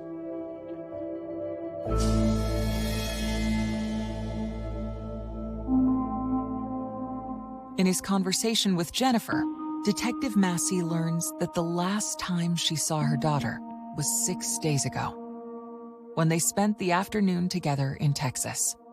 She just called about a week or two before and said, hey, I've got tickets. I'm coming home for this weekend. It was great to see her. Heather and I were together. I dropped her off at her friend's house, and I gave her a hug and a kiss and told her I loved her. I had no idea that that was going to be the last time I was ever going to hold my daughter. Back at the crime scene, Massey speaks to Kelsey about Heather's living situation and discovers that her relationship with her ex-boyfriend Chaz has been tumultuous. There had been allegations of abuse. I would hear her telling me about how he's got anger issues and he was abusing her. It was a pretty scary thing because she called me. She was really upset and she didn't know what to do. I told her to leave and come back home, but she was determined to really make something of herself. There were often times where I thought, oh my gosh, am I gonna have to go over here and intervene? But I helped her get a restraining order. I pretty much just took her under my wing from there on out. He becomes somebody we wanted to have a conversation with about her death. Did something trigger him? Was this an act of aggression? And those are some things we wanted to know. Before police can track down Chaz, something unexpected happens at the crime scene. A young man came just about bursting through the crime scene. His name was Michael, and he was very determined to either get inside that tape, get inside that scene. It's not uncommon in some cases that you will have suspects come back to the scene and interject themselves into the investigation. Michael also shares an alarming piece of information. The interesting part was that he had Heather's keys. No one forced themselves into her apartment, and she's dead. So certainly that's somebody we want to have a conversation with, and we got him back to our offices pretty quick. He seemed pretty upset and despondent over the fact that his friend was deceased. How do you know Heather? I met her at the bar.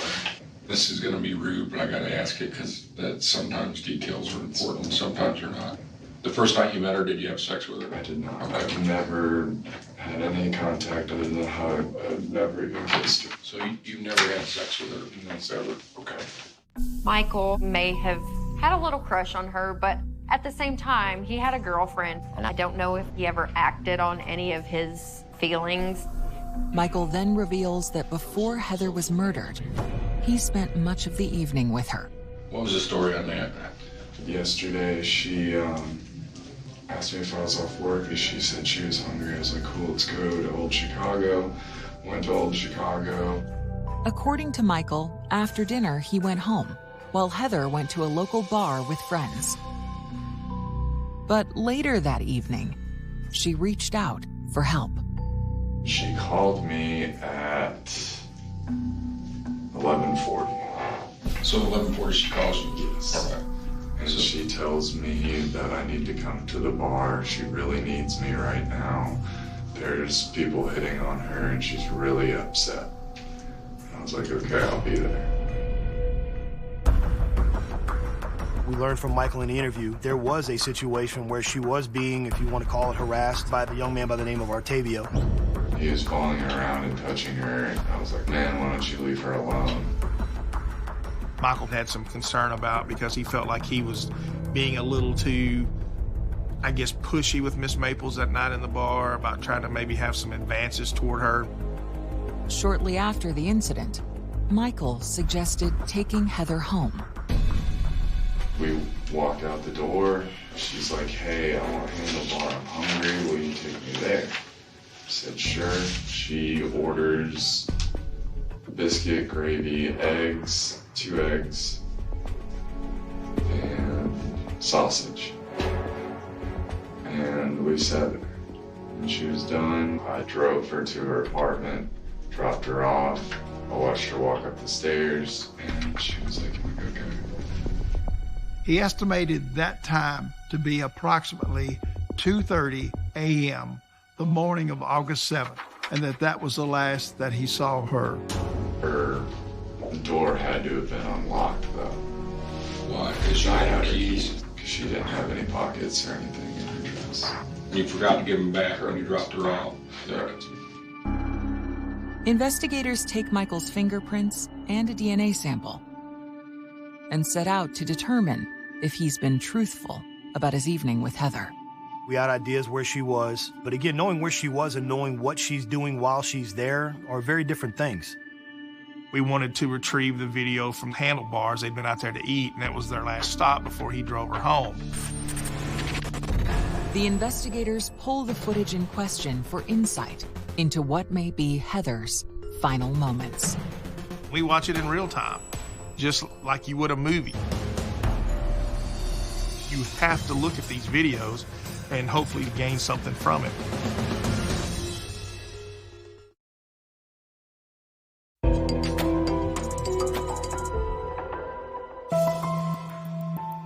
Investigators are reviewing security footage of Heather Maples and her friend Michael from the early morning hours of the night she was murdered.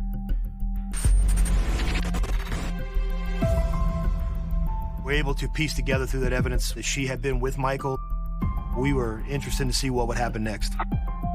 While Michael seems comfortable showing Heather affection, the pair's time at the diner seems to match his account to police.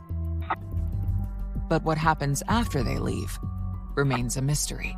Because Michael was the last person that we knew of to see Heather Nicole Maples live, he was someone that the police were very interested in.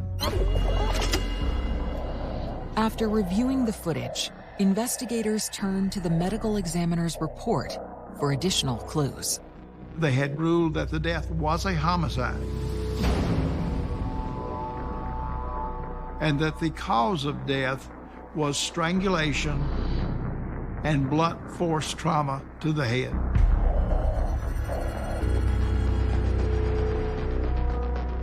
The rape kit provided them with a DNA sample. That DNA sample was forwarded to the Tennessee Bureau of Investigation Crime Laboratory for analysis. When we did get the return of the fingerprint and we got the return of the DNA, Michael was determined not to be a match to any of the identifiers that were at the scene. With Michael cleared as a suspect, detectives begin looking into the man he described from the bar that night, Artavio. But then they uncover new information about Heather's ex-boyfriend, Chaz, who she filed a restraining order against a few months back. We learned that he had moved, but that he was actually back in town the night of her murder, which piqued our interest even more. We just went in and conducted the interview. While he acknowledges his relationship with Heather was rocky, Chaz denies having anything to do with her murder. He said he hadn't been to her apartment in months. He gave us key details of where he'd been throughout the night. We were able to verify the alibi he provided us, and the time frame just didn't really fit what it would have required to have committed the crime. At the end of the interview, we asked him to consent to DNA. He agreed to do that. With that interview, we were able to determine that he was not there, that they really had not had any contact, and was later cleared when the DNA came back.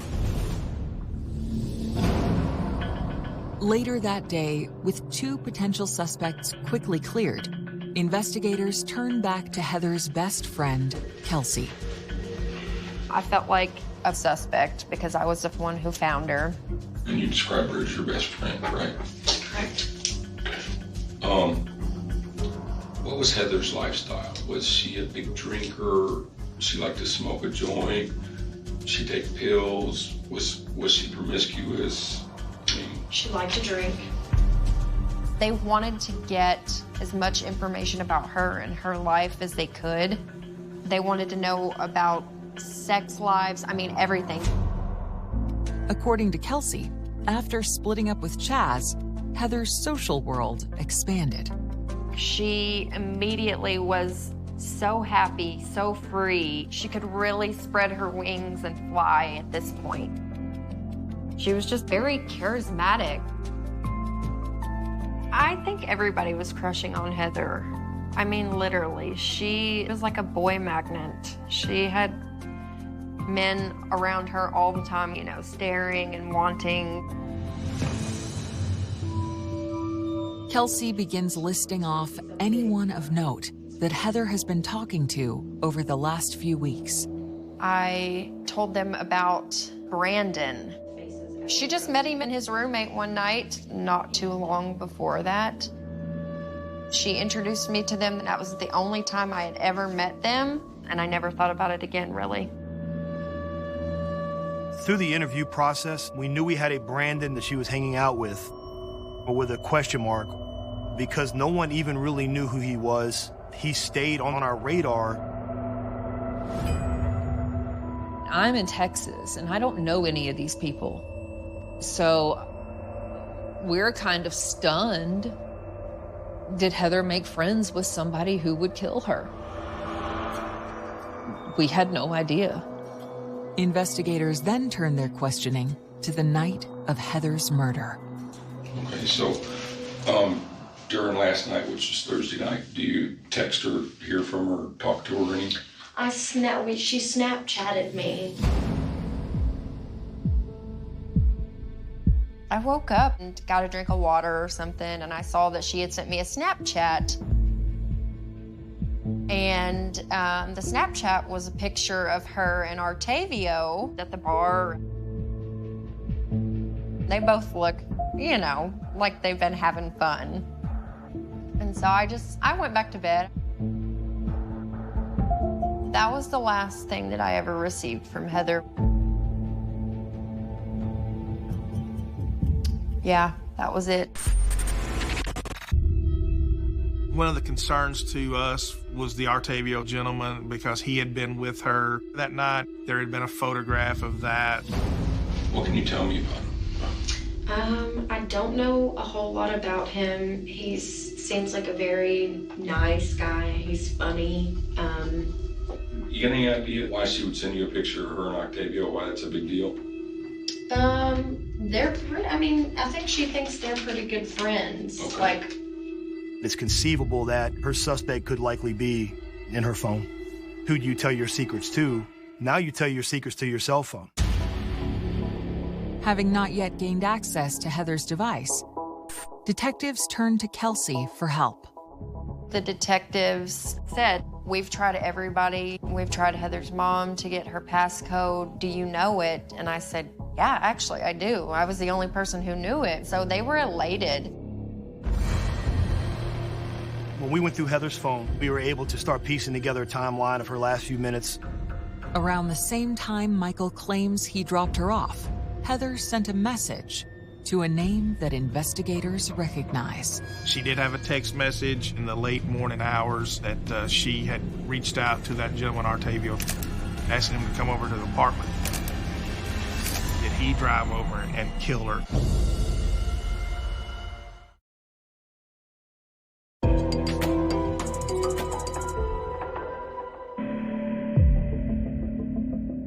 When investigators examine Heather Maples' phone, they discover she texted her friend Artavio, inviting him to her apartment hours before she was found murdered. That was one of the last ones she sent out.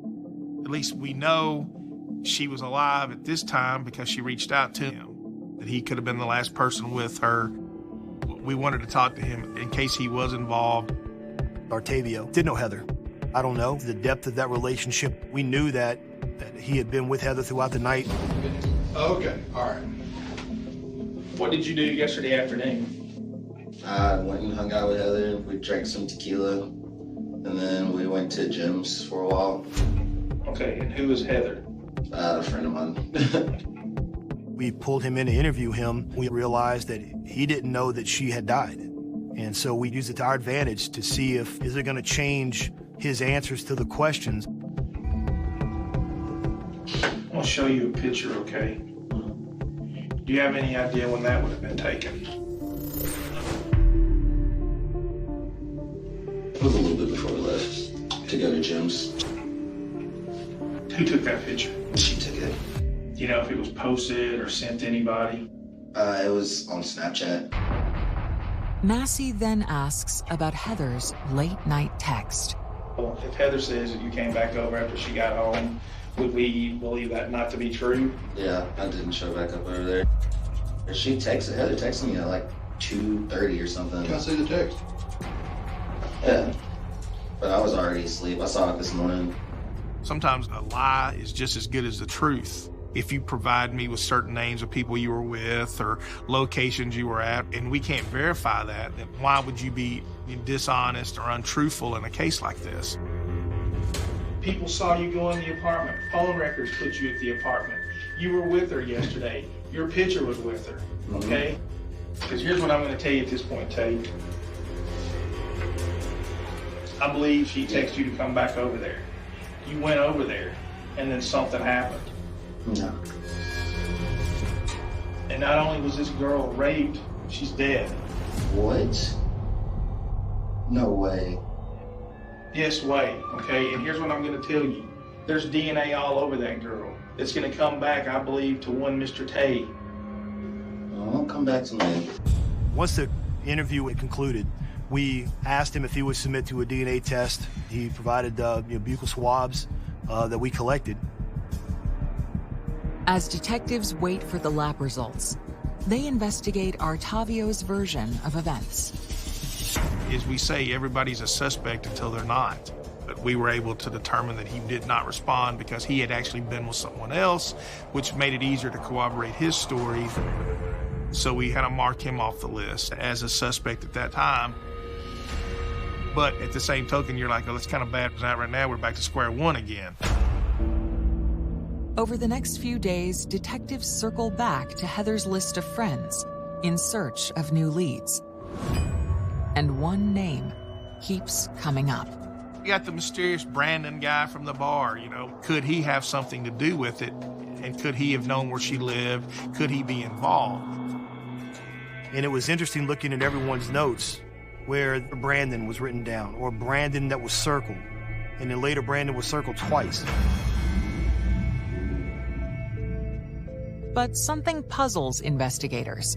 With all the accounts of that night, Brandon has never been placed with Heather.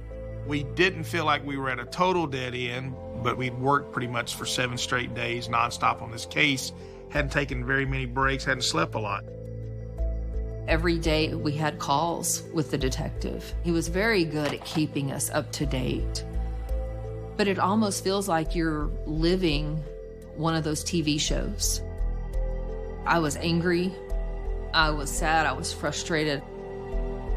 It's amazing how that relationship with a victim's family can drive you when you're tired, fatigued, frustrated. We worked for Jennifer at that point, and we wanted to make sure that we did everything that we could to make sure that at some point she could find peace. On the 8th day of the investigation, as Detective Massey prepares to leave the office, his plans are interrupted. That afternoon, I got a phone call from one of the directors down at the TBI Crime Lab. We had received a hit on the fingerprint that was submitted from the bed. Belonged to the mysterious Brandon. His fingerprints had been previously submitted into the APHIS system by a company that he was seeking employment with, and that they had had a match to the one we had submitted from the bloody fingerprint on the bed. Once we got that fingerprint back, now all of a sudden this Brandon came into full focus and became the center of the investigation. Where does he work? Is he going to school? Who is Brandon?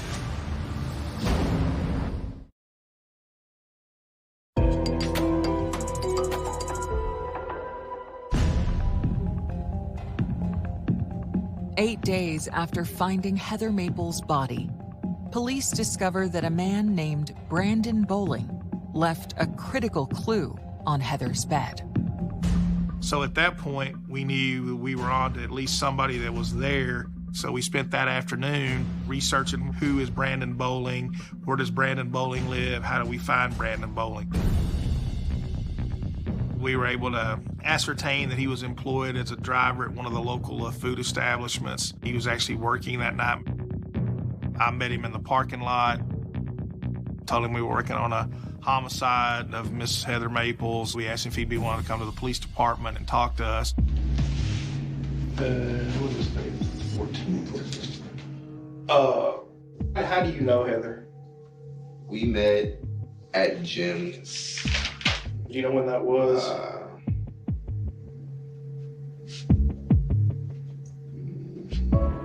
Maybe 3 or 4 months.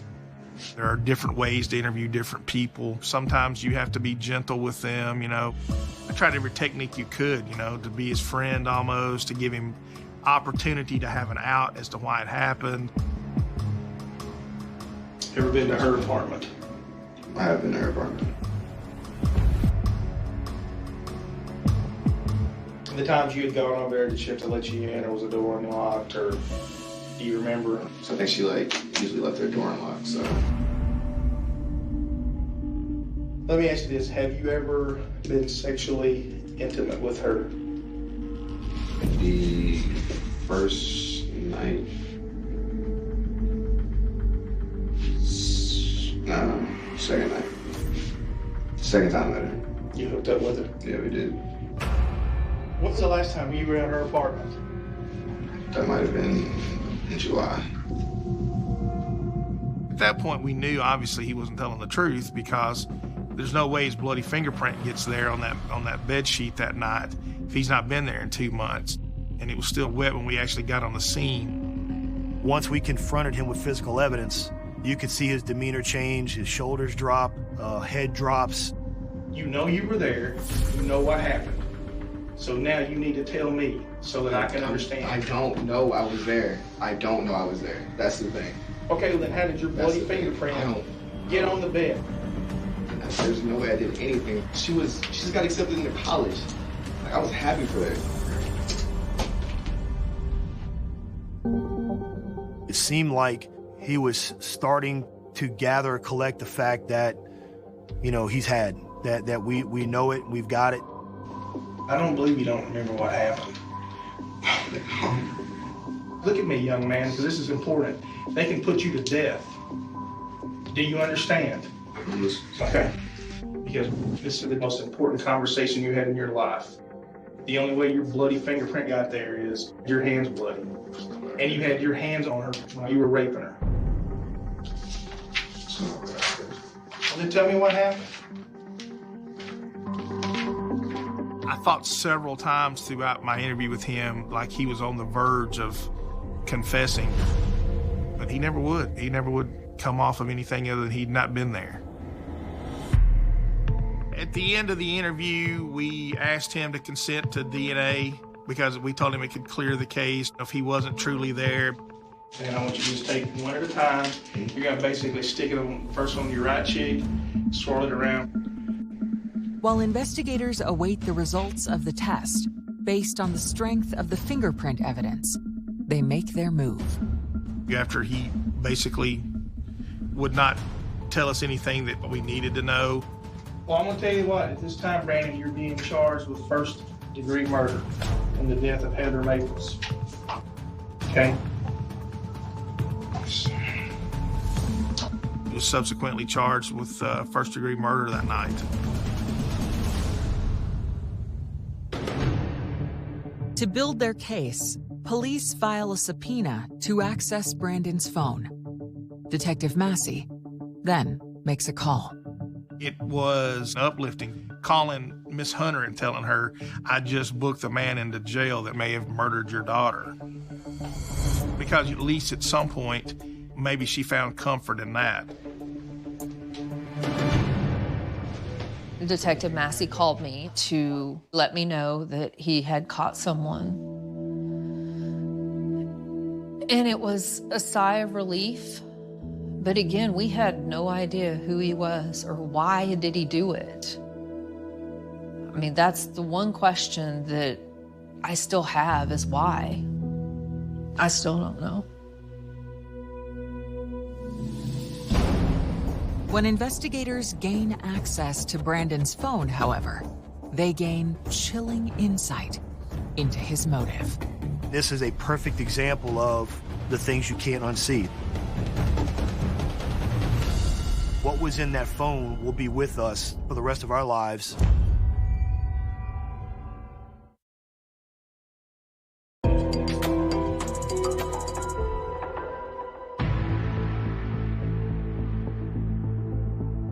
As investigators scan through the phone of their chief suspect, Brandon Bowling, they make a horrifying discovery. The video from the cell phone of Brandon Richmond Bowling was one of the most shocking videos I have ever seen in my career. You could see the room of Heather Nicole Maples. You could see the bed. You could see Heather Nicole Maples being raped. And you knew that at this time she was alive. It was obvious she had been beaten and she was suffering. The thing that struck me the most was that I was watching the final moments of the life of Heather Nicole Maples.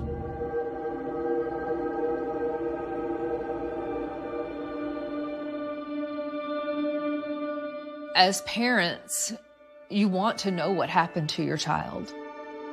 So you have to ask the question, how did she die? Be careful what you ask for, because the answer you get is horrifying. It's awful.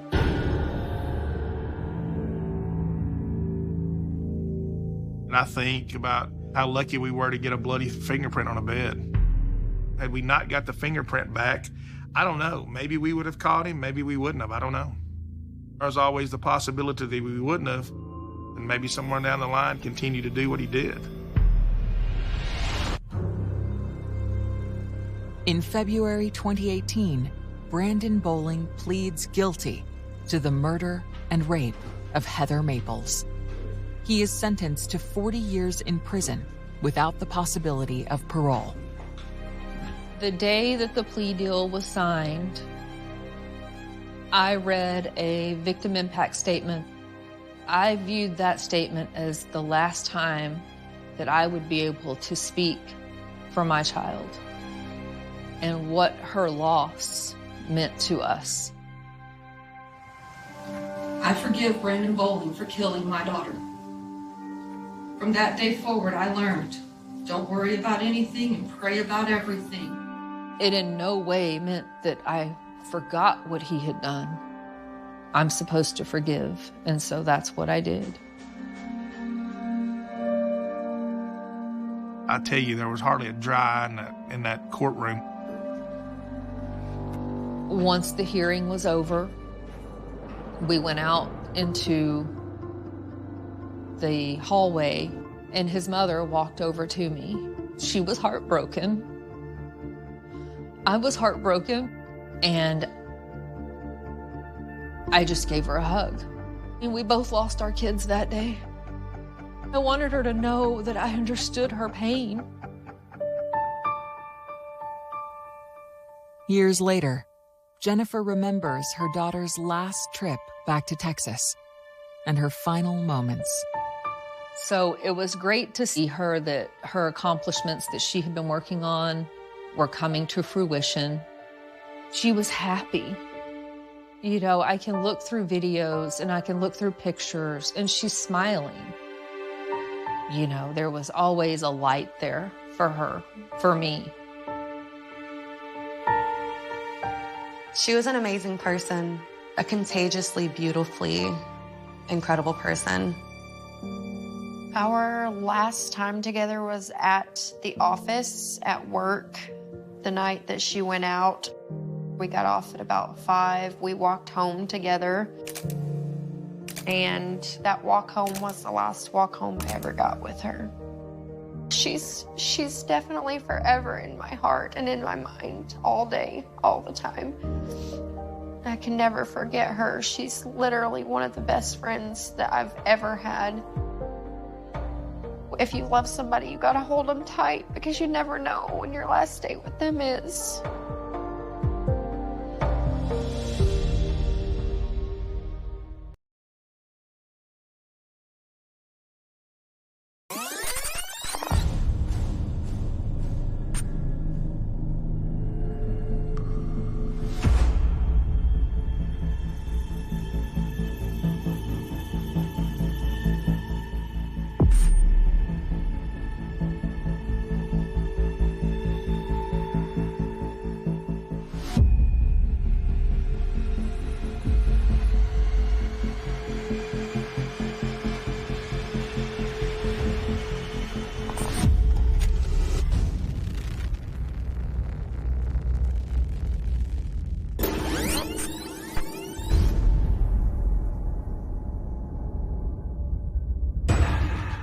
said, "I love you." And that's the last words that I ever spoke to her. We didn't know what had happened. Kelsey was just gone. The clock's ticking. We were just praying she's still alive. You see a flash of a figure come up from behind her. Kelsey's not necessarily all alone. It's just like your heart just drops. Just tell me where her phone is. Just where is it? Pardon my French, it was really an oh shit moment.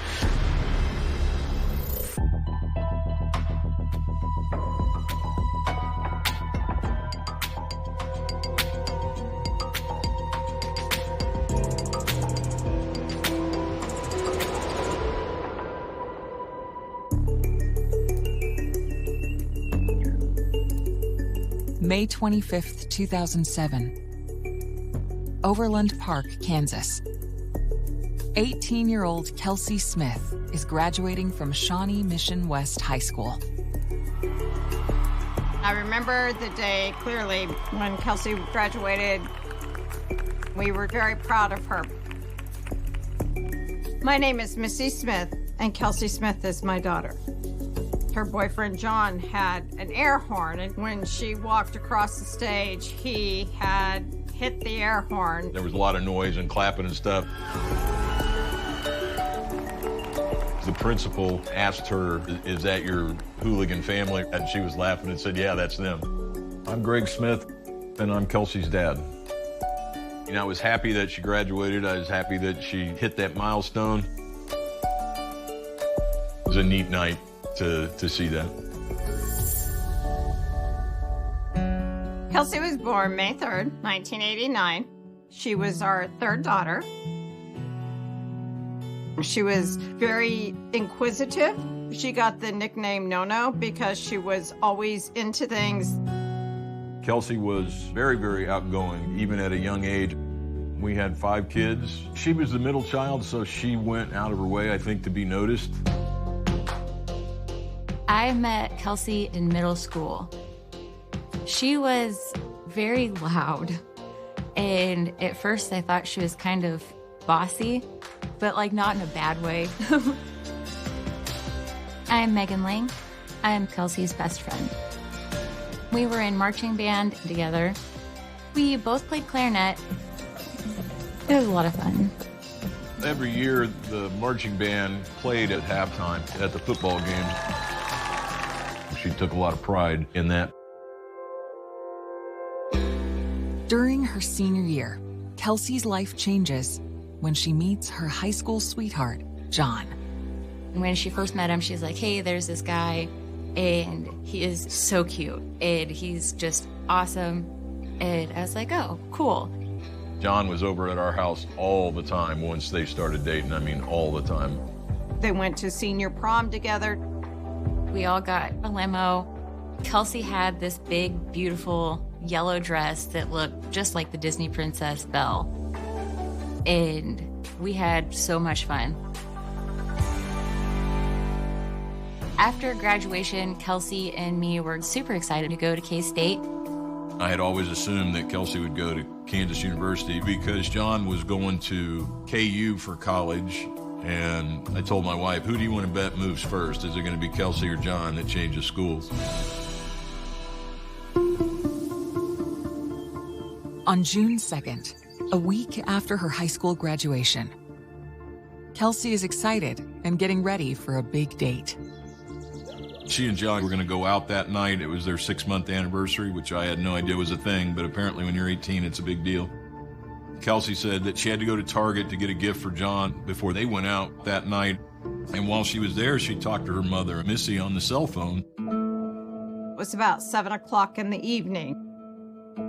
Kelsey had called me to ask me about the gift she was looking for John. There was this scrapbook box that she wanted to find for him because she had given him a card and his mom accidentally threw it away, not knowing that it was important to him, and it really upset him. So I was explaining to her which aisle she could find this box that she was looking for at Target. She was just in a hurry to get home because she was meeting John for dinner. And then I said to her, I said, "Bye, baby. I'll see you when I get home. I love you." And that's the last words that I ever spoke to her.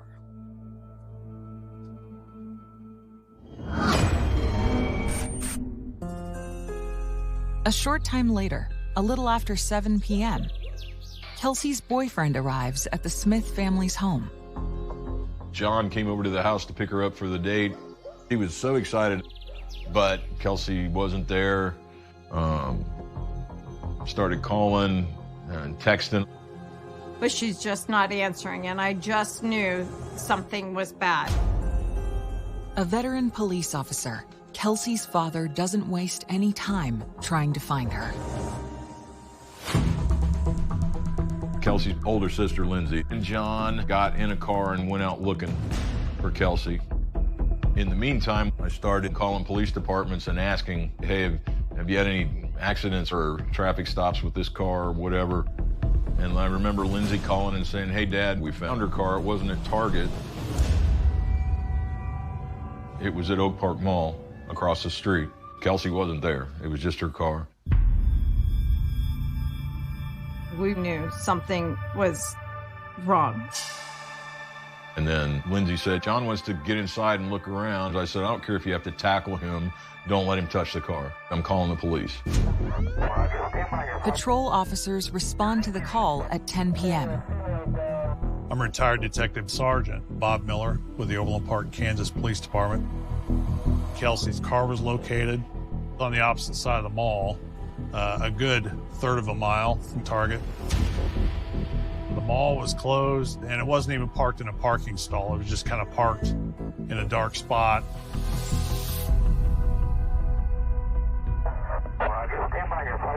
After the police met us, they immediately treated the car like it was a crime scene. Her purse was found in the car, her cell phone, and car keys were missing. The shopping bag from Target was in there, which just adds to the strangeness and the urgency of the whole thing. And then the police noticed something was hanging out of the trunk. It was like a paper strap or something. It set off all kinds of alarm bells. My fear was she was in the trunk. Watching them open the trunk of her car as a mom, it's just agony. I'm just sitting there holding on to Greg, and he wouldn't let me watch them open it.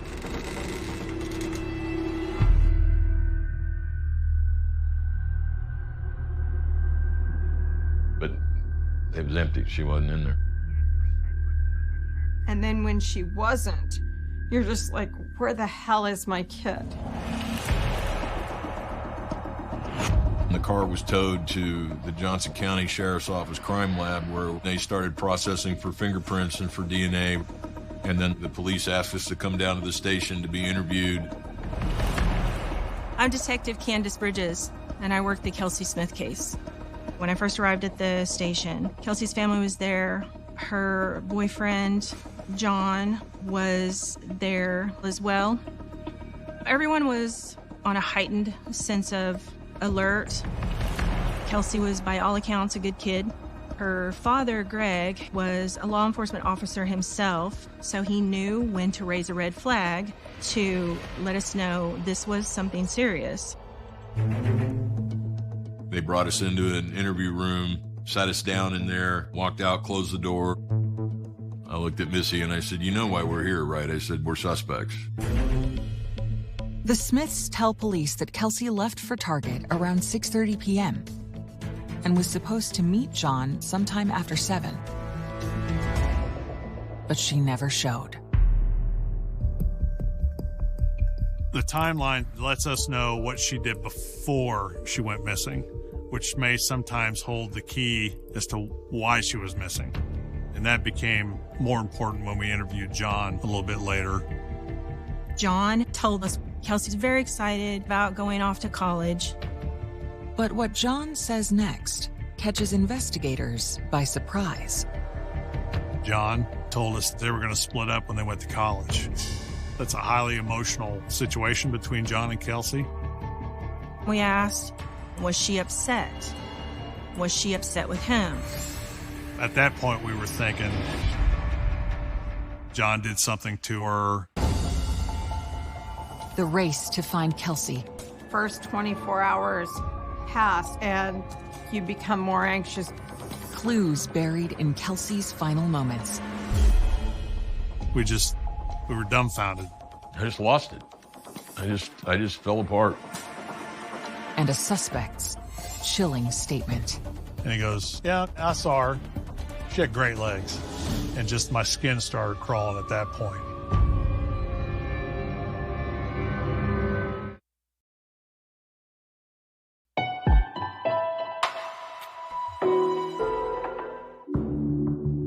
Kansas police are questioning the boyfriend of a missing teen, Kelsey Smith. At that point, we were thinking she's upset at her boyfriend, John, or John did something to her. We asked John, did he know anything that might tell us where she had gone? We went pretty hard at John with the questioning. Because clock's ticking. But John says he has no idea where she is or why she never showed up for their date that evening. And then John showed us his phone. We were surprised. I mean, kids don't like to show their phones. We learned that he was texting Kelsey's phone and trying to get her to answer. We expected at least something from her saying, not now, or, something to turn him off or shut him down. But there was nothing. To validate the story, investigators request John's cell phone records, which confirm that he was in fact waiting for Kelsey at her home at the time she went missing. So that's pretty much what helped us clear John. Authorities request Kelsey's cell phone records as well. We wanted to know the last calls that Kelsey had made. Had she talked to somebody? Had somebody called her? So we set out to get her phone records, but we were told they were unavailable because they would require upper management to release them. And as the wife of a police officer, I just found it unbelievable that I had so many obstacles. The phone was in my name. There was no reason for them to not do it. Just tell me where her phone is. Just where is it? Next, detectives head to the site of Kelsey's last known location. The Target store didn't open till, 10 or 11 o'clock on Sunday, the next morning. So we called Target, and they opened the store for us and let us see the CCTV footage. We're watching this video on the small computer screen. And we watched Kelsey. She parked and went inside. So now we know that Kelsey did make it to Target. She was there and she was safe and going about her business, doing her shopping. We see Kelsey walk around the store, collect the items that she was purchasing. She was on the phone with her mom. She talks to Missy for just a few more seconds, hangs up the phone. She pays for her items, and we see Kelsey exit the store.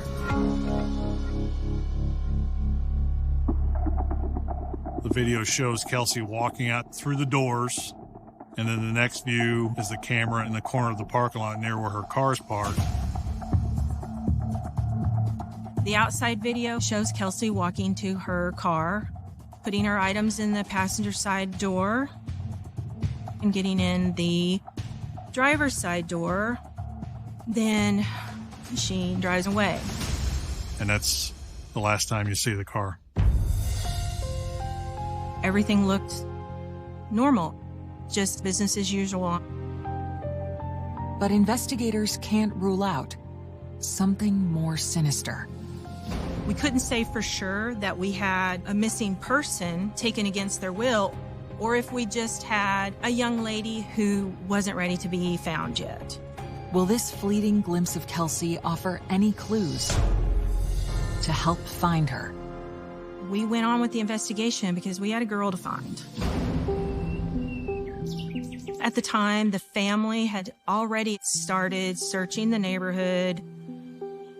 We still have no idea where Kelsey is, and that was a really scary feeling. That first day, we all took out flyers and hung them around businesses, going door to door and searching.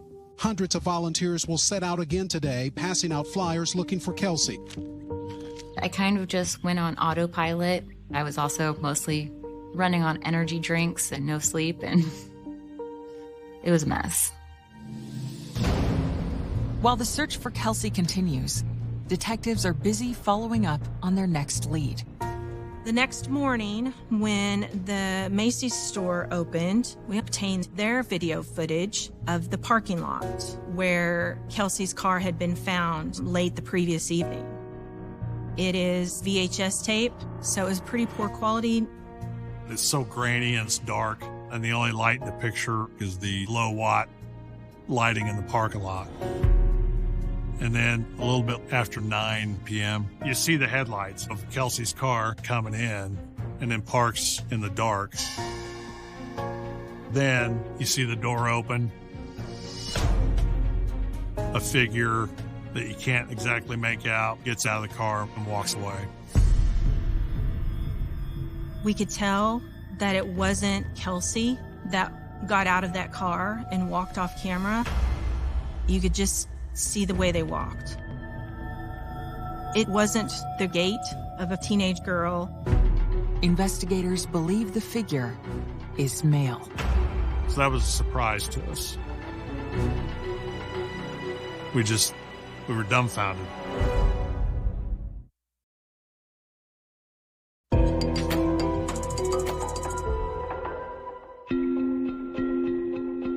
After Kansas teenager Kelsey Smith goes shopping, she never returns home to her family.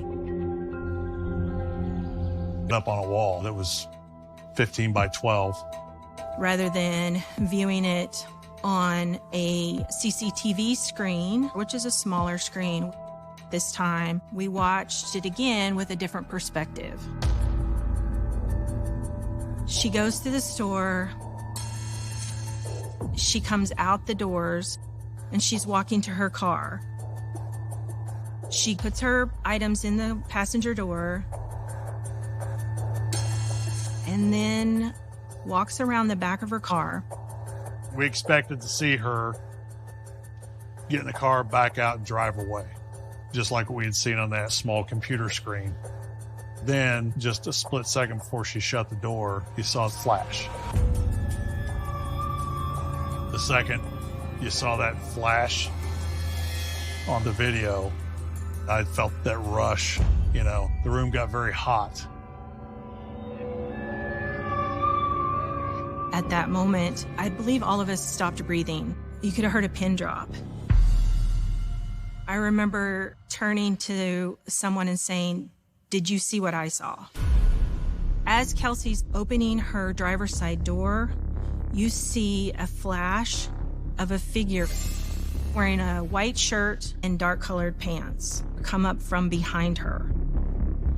It's very small. It's very hard to see. It's blurry. We believe the blurry figure was forcing Kelsey into her car. We then knew this was much more serious than we thought. Pardon my French, it was really an oh shit moment. At that point, we realized we had an abduction. But police still need to figure out who abducted her and why. By piecing together the collection of Kelsey's final moments, investigators hope to uncover what happened. We went back to the inside Target video and watched it again to see if we could spot anybody wearing a white shirt and dark-colored pants. We literally watched everything frame by frame. I forget how many hours of footage Target gave us. Hundreds. It was overwhelming. What we discovered is Kelsey's not all alone inside the store. She's being watched. When Kelsey enters the frame, shortly after you see this male enter the frame behind her, and this happens repeatedly. Every time Kelsey walks down an aisle, you see him walk down the aisle. He's watching her. You've seen the National Geographic shows where the predator is circling. That's what you see. You see the suspect looking, and he walks past the aisle where Kelsey's at, and he locks. I mean, his head snaps, and he locks. Unfortunately, Kelsey's preoccupied. She's talking on the phone, and she's just not aware of what's going on. He sees Kelsey move towards the checkout lane. As Kelsey's paying, he exits the store. The camera angle's perfect as he's walking out the door. You can tell he's in his 20s. He's got a goatee. At that point, we knew we wanted to identify this person. I remember Greg and I going to the command center and them showing us the footage. Once the video actually revealed that it was a kidnapping, it was just like your heart just drops. The only thing that was really going through my mind was, he knows where my child is. I needed them to find him so I could find her. We were just praying that she's still alive. An officer, racked by guilt, vows to make amends. I was only 600 feet away when she was kidnapped. And Andy thinks that he should have been able to stop it. He's hundreds of yards away. Critical clues across state lines. Captain Fredrickson said, you need to brace yourself. I was shocked, and I think all of us were kind of panicked at that point. Leading to an explosive encounter with their prime suspect. He was livid. And that's when he screamed in my face. He said, "This is all you got?"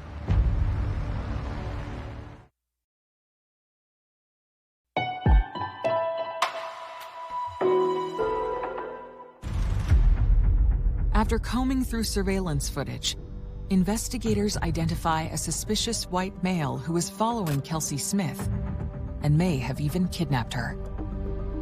Once we identified our suspect, we went to the media to help us find him. Police are chasing hundreds of leads looking for this man, a person of interest, they say, seen on the same store camera leaving Target moments before Kelsey. I was shocked, and I think all of us were kind of panicked at that point.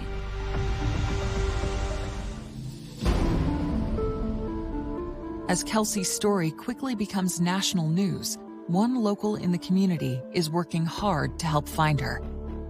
I'm Officer Andy Black of the Overland Park, Kansas Police Department. I was the liaison officer for Oak Park Mall, and on the day of this case, I was actually working there off duty.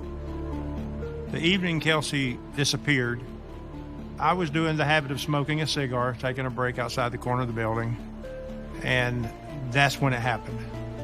I was only 600 feet away when she was kidnapped.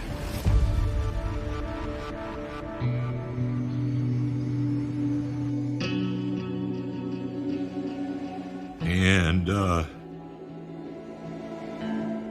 Andy thinks that he should have been able to stop it. He's hundreds of yards away.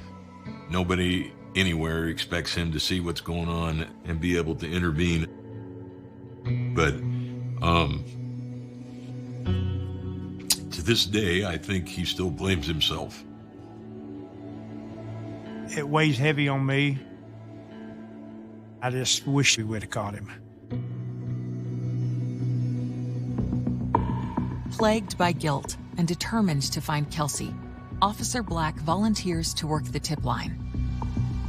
As soon as the suspect comes on the TV and throws up the 800 number, we're overwhelmed with a huge amount of calls, but the majority of them weren't valid. As calls continue to come in, one tip stands out. We got multiple calls on an individual by the name of Edwin Hall. That name went into the log of all the other names that we had gathered from the TIPS hotline to track down and investigate. The first thing that we do whenever we got a name is we see if we can find a driver's license photo of that person so that we can indeed verify if they match the description of who we're looking for. And Edwin very much matched the description of the person from the Target video.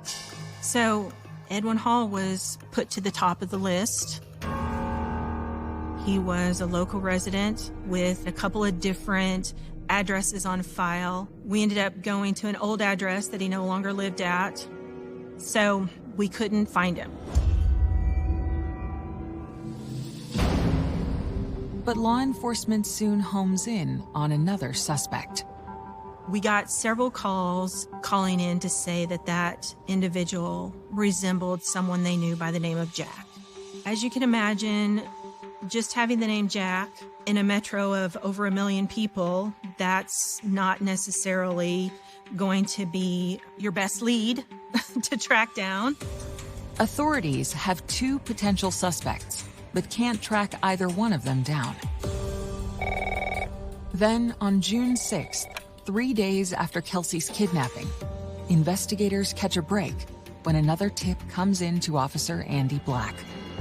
I got a call from a lady, and she said, I know that guy. She told me that he went by the name of Jack, and he lived in the city of Olathe. Once authorities receive Jack's address, they immediately head to his home. When they arrive, they're surprised by what they find. As they pulled up, they see this person packing boxes into the back of this vehicle, looking like they're getting ready to leave. The man confirms that his name is indeed Jack and tells detectives that he was just getting ready to leave with his wife and 4-year-old son on a trip. We didn't want to take the chance that he was going to skip town. So at this point, the suspect actually willingly comes into the station. With the clock ticking, authorities now only hope that they've caught the right suspect. I got a phone call from my boss saying, hey, this guy, Jack, he's coming in for an interview. I need you back here now. So we were beelining back to the station.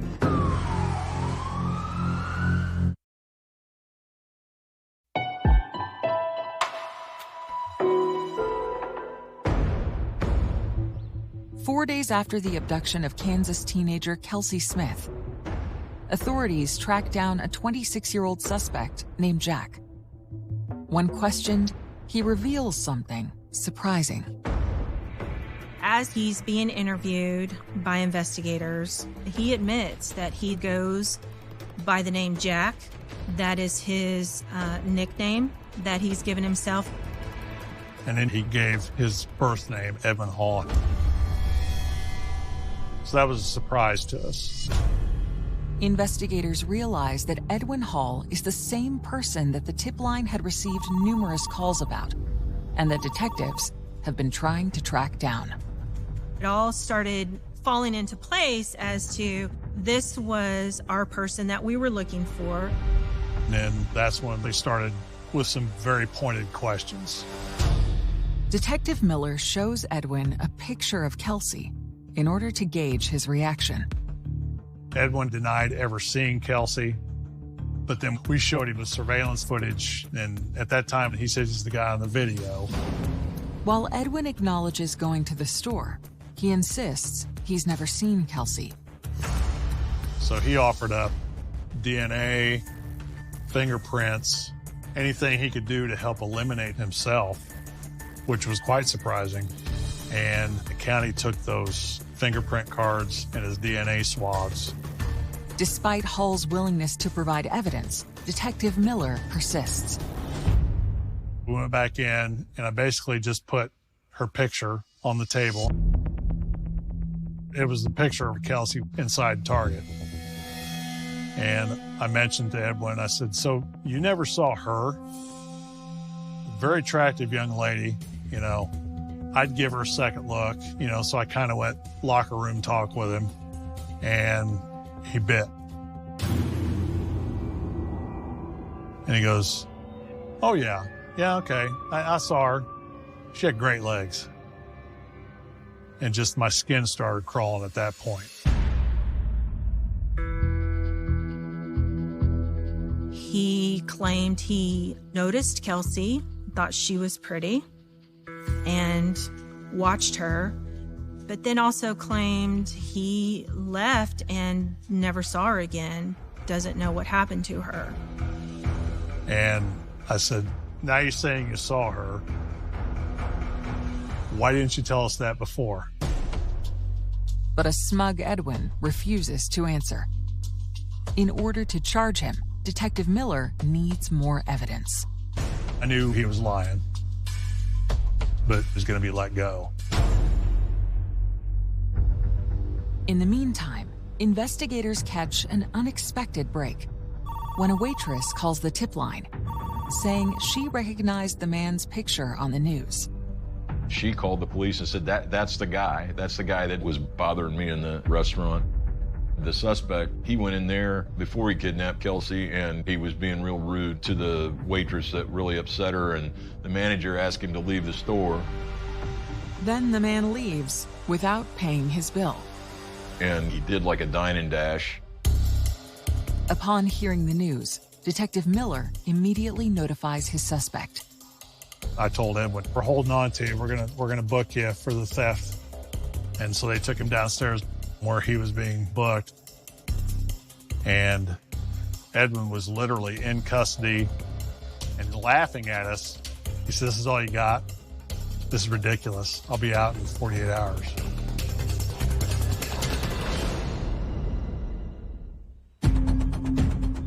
Meanwhile, across town, investigators are following up on a critical new lead.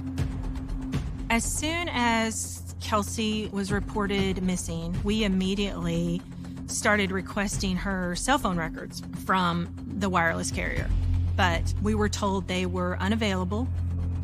We continued to request the records, but it was 3 days before we got them. Once we did finally get her cell phone records, what we saw was the texts that John was sending to Kelsey's phone the evening she went missing. Those texts pinged off of the cell phone towers and proved to be a road map. We tracked Kelsey's cell phone pings down the highway in Kansas and into the Missouri side of the metro area.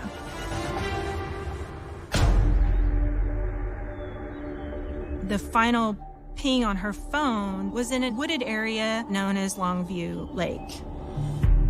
It's a public park where people go to, hike and walk their dogs. And so that's where we concentrated our search for her.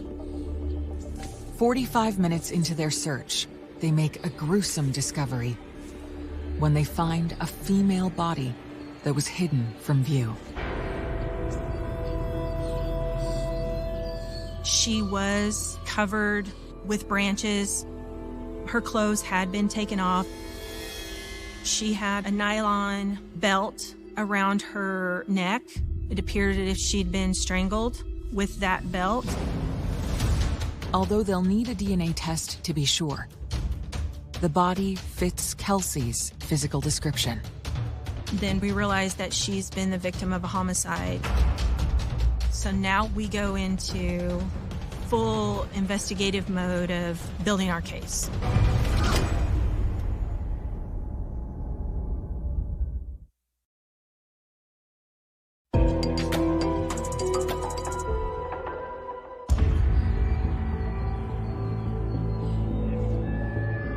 Investigators have just discovered the body of a young woman, matching the description of missing teen Kelsey Smith. The Overland Park police then alert Kelsey's family.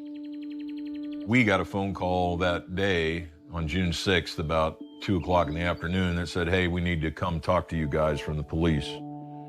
And I said, okay. So we met him out in the driveway as soon as they got to the house. Captain Fredrickson said, you need to brace yourself. They told us that they'd recovered Kelsey and that she was dead.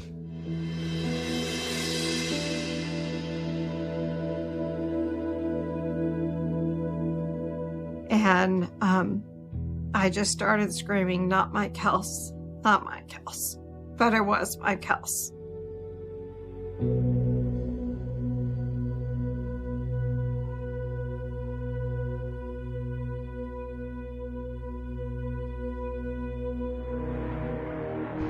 DNA testing later confirms the family's worst fears.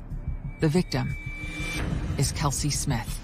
Once we realized that she's been the victim of a homicide, we knew that we had a very viable suspect in Edwin Hall, who was being interviewed by investigators at the same time. Shortly after getting the news that Kelsey's body has been discovered, the lab sends Detective Miller some pressing new evidence. When Edwin was on his way out to the county jail for the theft, I had to run down to the car and stop him. They matched his thumbprint on the back of the driver's seatbelt buckle in Kelsey's car. I let Edwin know that he was now going to be charged with kidnapping and murder. And that's when he screamed in my face. He was livid.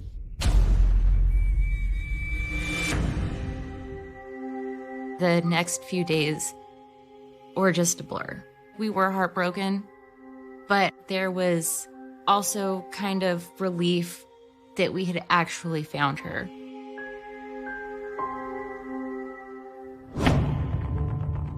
After Edwin is arrested, the examination of Kelsey's body revealed that she had been sexually assaulted. They ruled the cause of death as being by strangulation. Edwin was charged with murder in the first degree.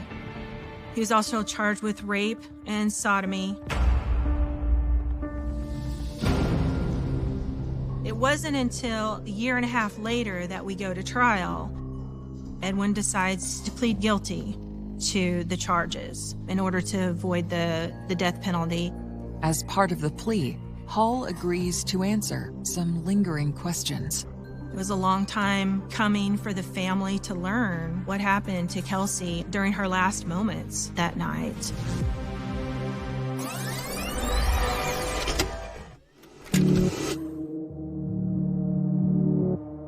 What he told us was that after he sees Kelsey, then from that moment on, he was hunting her. We ended up finding out it was kind of a violent takeover. He rushes in with this pistol and shoves it in the back of her neck. And his words to her was, if you cooperate, I won't harm you. I just need you to drive. A terrified Kelsey complies, not realizing her life would soon come to an end. Edwin Hall was sentenced to life in prison with no possibility of parole. Justice had been served. I'm very grateful to everybody that worked the case because they all did a great job.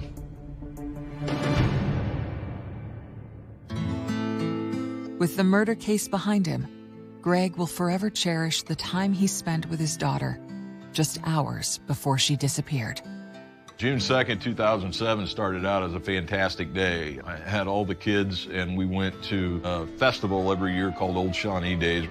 So we spent the day there riding the rides. Kelsey had convinced us to get on the Ferris wheel. And her sister, Lindsay's like screaming and covering her face. Kelsey would turn around and look at me and just laugh. And so, you know, we had a great time. And so That was the last trip. That was the last time we were all together before she was killed.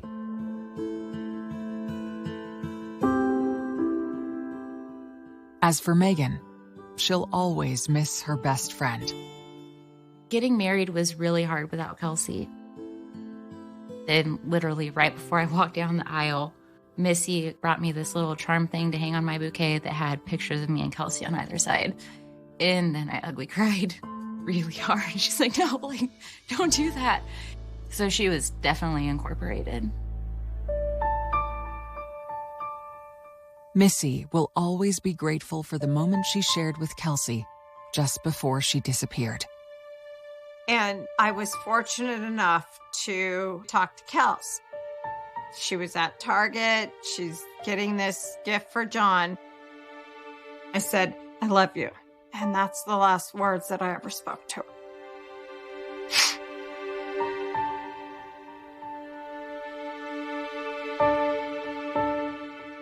Sometimes I just wish I could talk to her.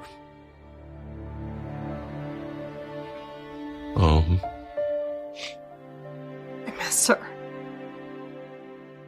I know she knows that we miss her.